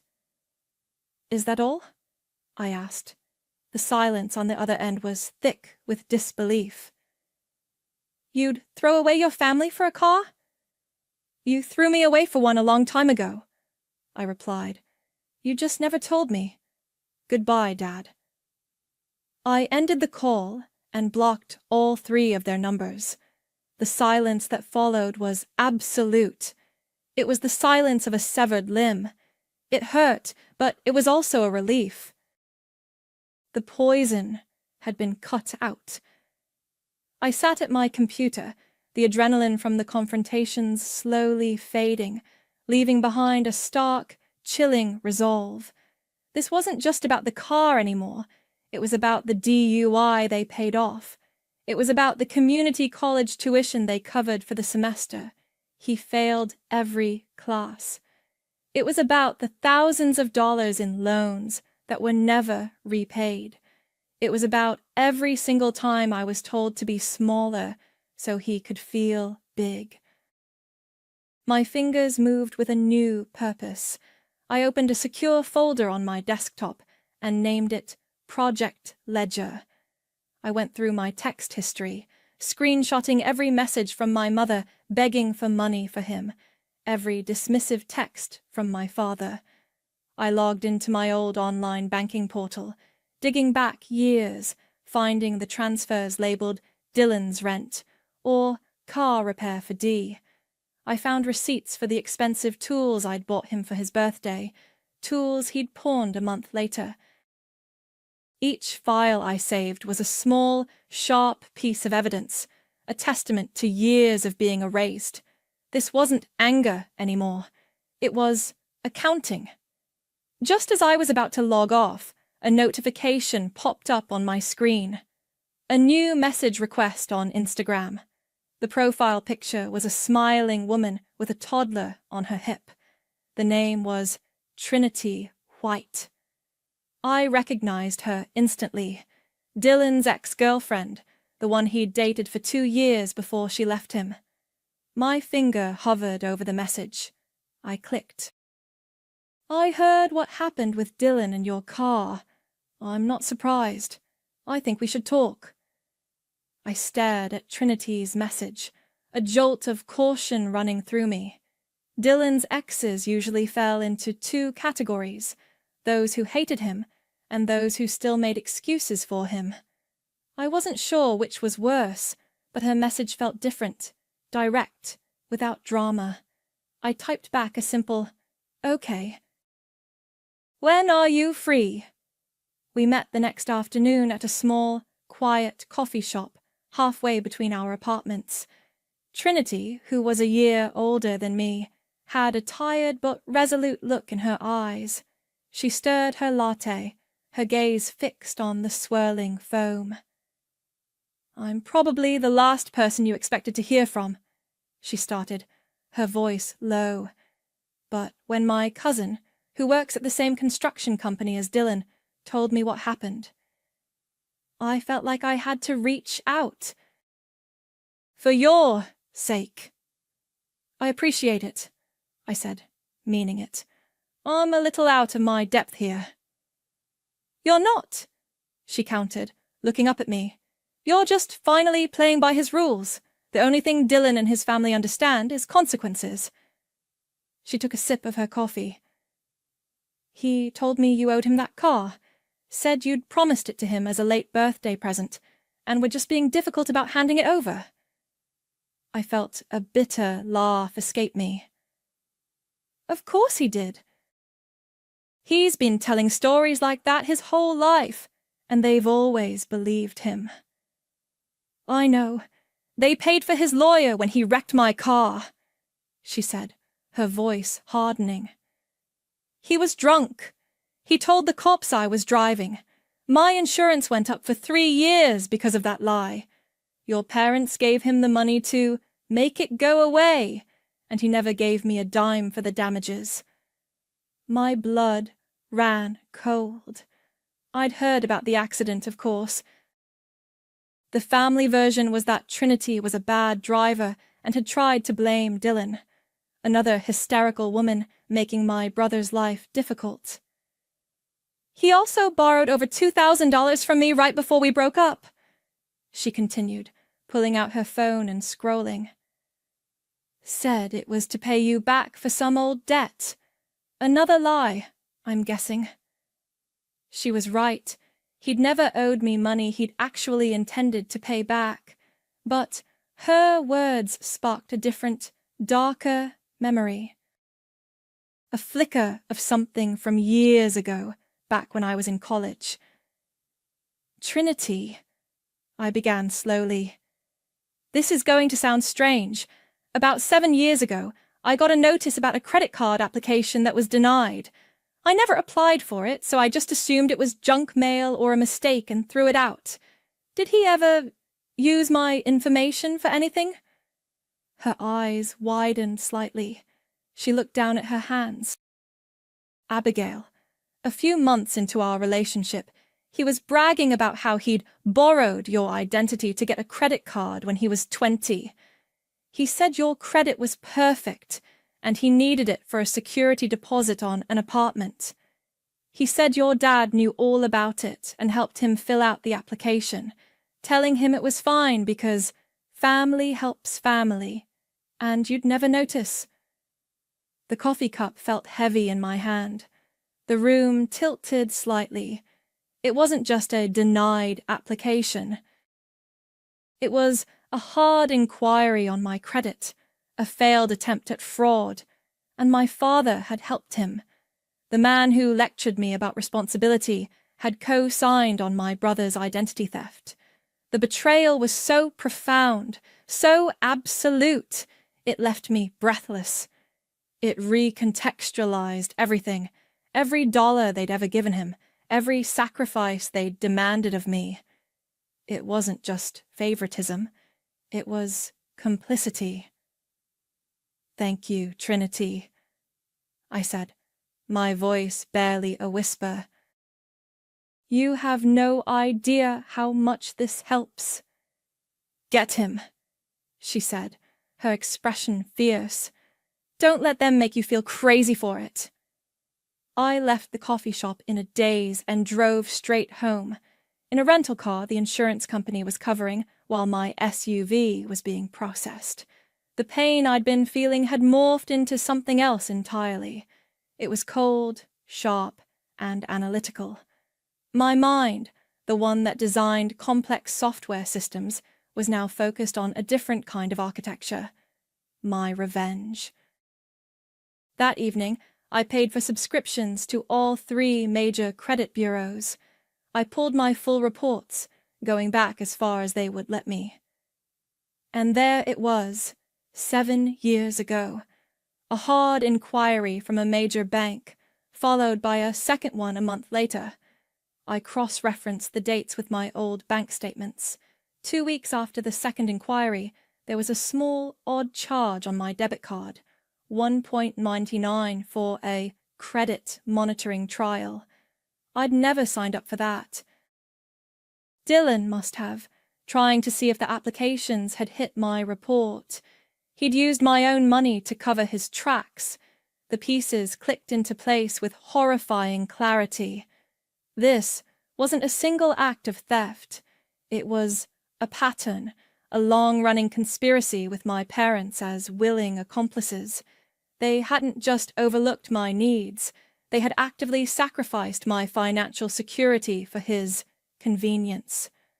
My pain was gone, replaced by a glacial calm. My analytical mind was at war. I opened a new browser tab and typed in the name of a highly rated law firm in the city. I found the contact form and began to write. My fingers didn't shake. I need a consultation regarding past instances of credit card fraud and identity theft, I wrote. The perpetrator is a family member, and I have reason to believe other family members were complicit. I need to know if I can press criminal charges. I met with a lawyer named Ms. Chen 2 days later. She was sharp, impeccably dressed, and listened to my story without a flicker of judgment as I laid out the events of the past week, followed by the years of financial manipulation I was just now uncovering. I showed her the screenshots of the credit inquiries and the bank statement with the suspicious charge. Criminal charges for the identity theft from 7 years ago will be difficult, she explained, her pen tapping softly on a legal pad. The statute of limitations can be tricky. However, a civil suit is a different matter entirely. We can absolutely pursue damages for the unauthorized use of your vehicle, any costs incurred, and potentially build a larger case around a pattern of financial abuse. The attempted fraud strengthens that narrative significantly. She gave me a list of homework. Document everything. Get a full driving record for Dylan if possible. Compile every text, every email, every bank transfer that could be construed as evidence. The goal, she said, her eyes meeting mine, is to create a picture of behavior so consistent that his defense, that this was all a simple family misunderstanding, becomes unbelievable. I left her office feeling like a weapon that had just been calibrated. The emotional fog had lifted, replaced by a clear, tactical path forward. That afternoon, I got a call from my insurance adjuster. Ms. Lane, we've completed the assessment of your vehicle. It seems there's some significant undercarriage damage that wasn't immediately visible. Scrapes and a dent to the oil pan. Did you run over something recently? No, I said, my voice tight. I haven't. But my brother had unauthorized possession of it for a day. Well, that would explain it. The adjuster sighed. Looks like he bottomed it out on a curb or a steep driveway. We'll be covering the full repair, of course. And since he was an unauthorized driver, your rates won't be affected. Another piece of the puzzle slid into place. Dylan hadn't just used my car, he'd been reckless with it. I added the insurance report to my Project Ledger folder. My work life became a strange oasis of calm in the middle of the storm. Grant, my co-worker, had become a quiet confidant. He didn't offer unsolicited advice, but he listened. During a virtual coffee break, I told him about the meeting with the lawyer and the damage to the car. He shook his head slowly, his expression a mixture of anger and admiration. You're handling this with a level of composure I can't even comprehend, Abigail. I think I've run out of emotions, I admitted. All that's left is logic. Logic is a powerful tool, he said. Don't underestimate it. His quiet support was a lifeline. He saw my fury not as a flaw or a drama, but as a rational response to injustice. It was a validation my own family had never once offered me. That night, armed with a new sense of purpose, I took another step. I created a new, anonymous email address. I drafted a short, professional message, carefully stripping it of any personal emotion. To the HR department of Dylan's construction company. This is a confidential tip regarding one of your employees, Dylan Lane. It has come to my attention that he has a history of reckless driving, including a past DUI and, more recently, an incident involving the unauthorized use of a vehicle that resulted in police involvement at your work site. He also has a documented history of alcohol abuse and lying about his involvement in vehicle accidents to avoid liability. I am providing this information as I believe his behavior presents a significant legal and safety liability to your company and its employees. I attached a summary of Trinity's story, framing it as an account from a concerned third party. I hit send, my heart pounding a steady, rhythmic beat. It was a calculated risk, but one I was willing to take. His job was the one thing my father couldn't constantly bail him out of. The fallout was faster than I expected. 2 days later, my doorbell rang insistently. I checked the peephole. It was Lee, my father. His face was red, his shoulders hunched with a rage that seemed to radiate through the wood of the door. I didn't open it. "Abigail, I know you're in there. Open this door right now!" he bellowed, his voice muffled but furious. I stood in my entryway, silent, my arms crossed over my chest. "They're investigating him at work," he shouted, his fist banging against the door. "They're talking about suspending him. What did you do? Did you call them? You are trying to ruin your brother's life." I remained still, listening to the impotent fury of a man who was losing control for the first time. He had always been able to command my obedience, my silence, my deference. But that Abigail was gone. He hammered on the door one last time, his voice raw with a mix of anger and something that sounded almost like desperation. "You'll regret this, Abigail. You hear me? You're not family anymore." The words, which would have shattered me a week ago, landed with a dull thud. He wasn't taking anything from me. He was just confirming what I already knew. I had never truly been a part of his family. I was just a resource they had finally exhausted. I waited until the sound of his footsteps faded down the hall. Then I turned away from the door and went back to my computer. I had more files to organize. My father's declaration echoed in the silence of my apartment. "You're not family anymore." The words should have hurt, but instead they felt like a key turning in a lock. I was free, and with that freedom came the clarity to seek out the one person who had been cast out long before I was. My godmother, Josephine Dixon, was my father's older sister. I hadn't seen her in over a decade, not since my grandmother's funeral, where she and Lee had a whispered, venomous argument in a corner of the church hall. All I knew was the family-approved story. Josephine was the black sheep, the one who had thrown her life away for a man they disapproved of and had cut ties with them out of spite. I found her number through a cousin who still spoke to her on the sly. When I called, her voice was warm but cautious. "Abigail." "My goodness, it's been a long time." "I know, Aunt Josephine. I'm sorry about that," I said, the words feeling inadequate. "I was hoping I could talk to you. Something's happened with Lee and the family." She was quiet for a moment. "I'm not surprised. Let me guess. It involves Dylan." We met at her house the following Saturday, a charming little bungalow filled with vibrant paintings and overflowing bookshelves. Josephine, now in her early 60s, had a kind face etched with lines of both laughter and sorrow. She poured me a cup of tea, her movements graceful and calm. I told her everything. The car, the police, the threats, the discovery of the attempted identity theft.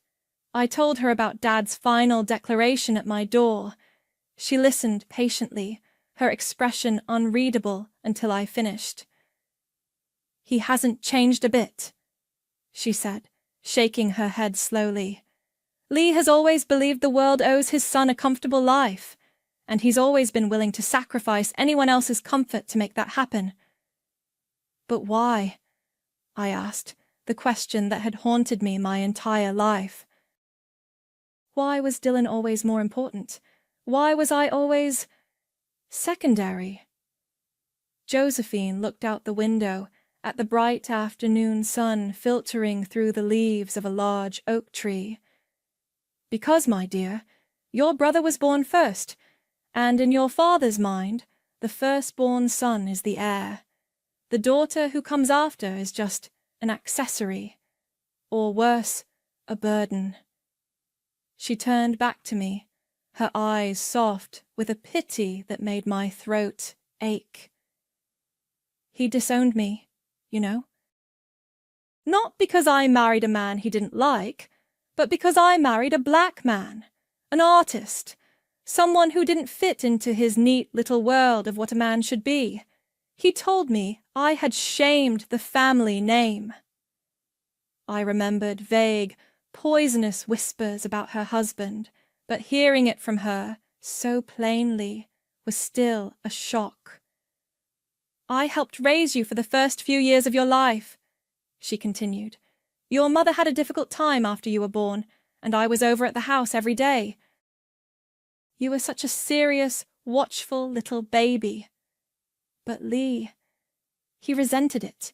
He resented the attention you needed. I'll never forget something he said to me one night, when you were crying in your crib. He said, "This one is just slowing Dylan down. All this fuss for a girl." The words landed like stones in my stomach. It wasn't just favoritism. It was a fundamental belief that my very existence was an inconvenience. I wasn't a person to him. I was a debit in his son's ledger. All my achievements, all my efforts to be the perfect, responsible daughter. It was all for nothing. I had been trying to earn the love of a man who had resented me from the day I was born. For the first time since this whole ordeal began, I felt tears welling up in my eyes. They weren't hot tears of anger, but cold, silent tears of grief. I was mourning the father I never had, the family I thought I could win over if I was just good enough, quiet enough, and helpful enough. Josephine reached across the table and placed her hand over mine. Her touch was warm and steady. It was never about you, Abigail. It was about him, his pride, his prejudices, his pathetic need for a legacy through a son who is just as broken as he is. I wiped my eyes, the brief wave of sorrow receding, leaving behind the same cold resolve as before, only now it was sharper, more focused. My fight was no longer just about a car or money. It was about reclaiming the value of my own life from a man who had never acknowledged it. I stayed for another hour, listening as Josephine filled in the gaps of my family's history, painting a portrait of a man ruled by a fragile, patriarchal ego. When I left her house, the world felt different. The final emotional tether had been cut. The next morning, I emailed my lawyer, Ms. Chen. I attached the final pieces of my compiled evidence, the insurance report on the car damage, a written account of my conversation with Josephine, and a detailed list of every loan and financial gift I could document. Her response came within the hour. This is an incredibly strong foundation for a civil case, Abigail. The pattern of behavior is undeniable. Dylan is extremely vulnerable here, and by extension, so is your father if he tries to intervene. Are you ready to proceed?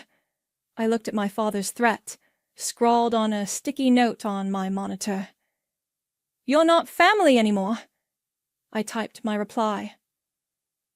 Yes, let's file. Filing the lawsuit was like pulling the pin on a grenade. The initial summons sent a shockwave through my former family, but the real explosion happened during the first preliminary hearing in small claims court a few weeks later. The suit was straightforward: damages for the unauthorized use and damage to my vehicle, repayment of documented informal loans, and compensation for the costs incurred from the attempted identity theft. Dylan showed up with a cheap lawyer who looked bored before the proceedings even began. My parents sat in the back of the small courtroom, Lee looking thunderous and Linda appearing pale and shrunken. The judge, a no-nonsense woman in her 50s, reviewed the filings. When she got to the part about my father's justification, that a man's commute is more important, her eyebrows shot up. Dylan's lawyer argued it was a simple family misunderstanding, blown out of proportion. My client had a reasonable belief he had permission to use the car, he droned. On what grounds? The judge asked, peering over her glasses at Dylan. Dylan mumbled something about how I'd always helped him out before. Before Ms.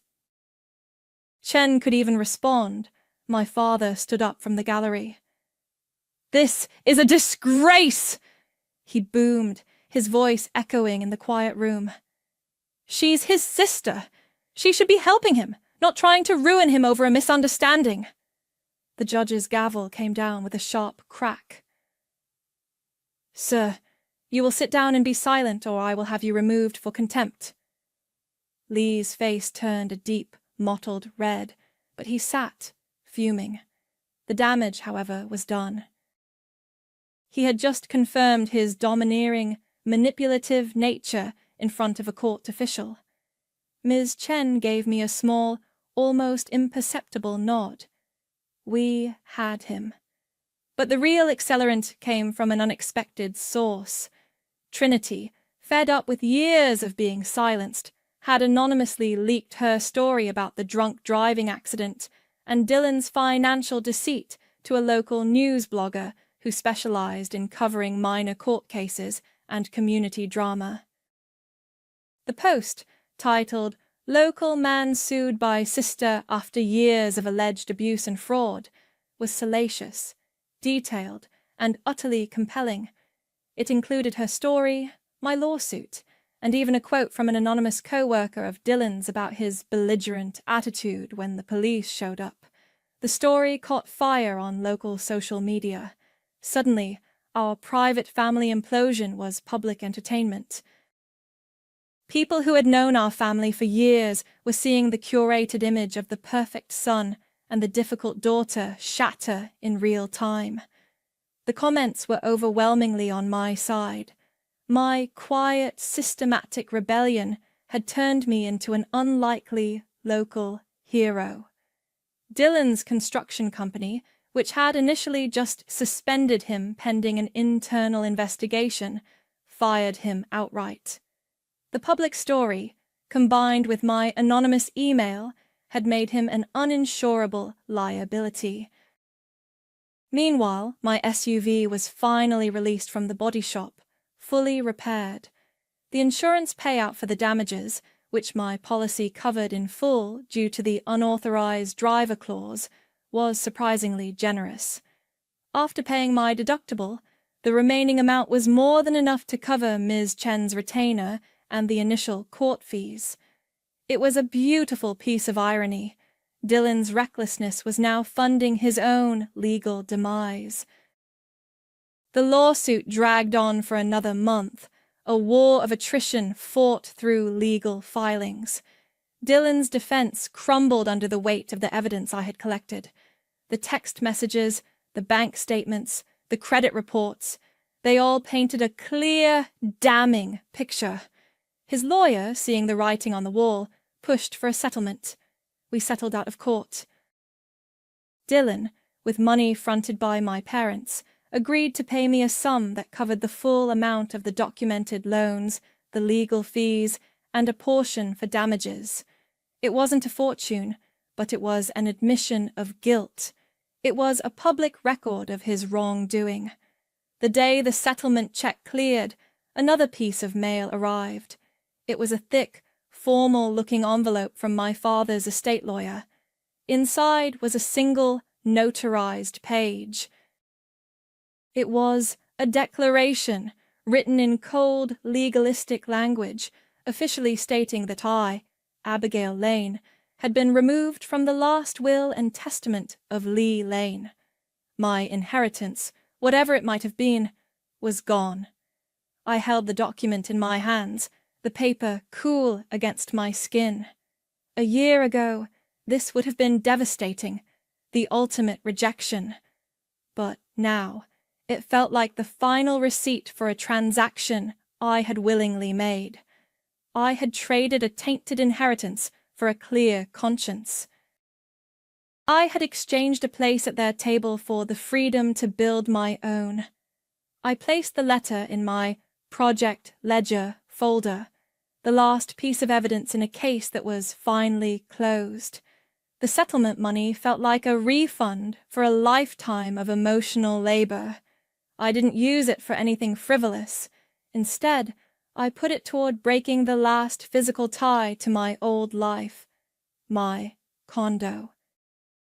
Selling it was easier than I expected, and with the proceeds, I moved across town to a bright, airy apartment with huge windows that faced the morning sun. It was smaller, but it was entirely mine, with no spare key at a house where I was no longer welcome. I sold the Mazda. As much as I loved it, it was a monument to a battle I had already won. Driving it felt like rereading the last chapter of a book I had already finished. I replaced it with a sleek, quiet hybrid SUV, practical, efficient, and completely unconnected to the past. It was a vehicle for moving forward. My life settled into a new, quieter rhythm. The silence from Lee, Linda, and Dylan was absolute.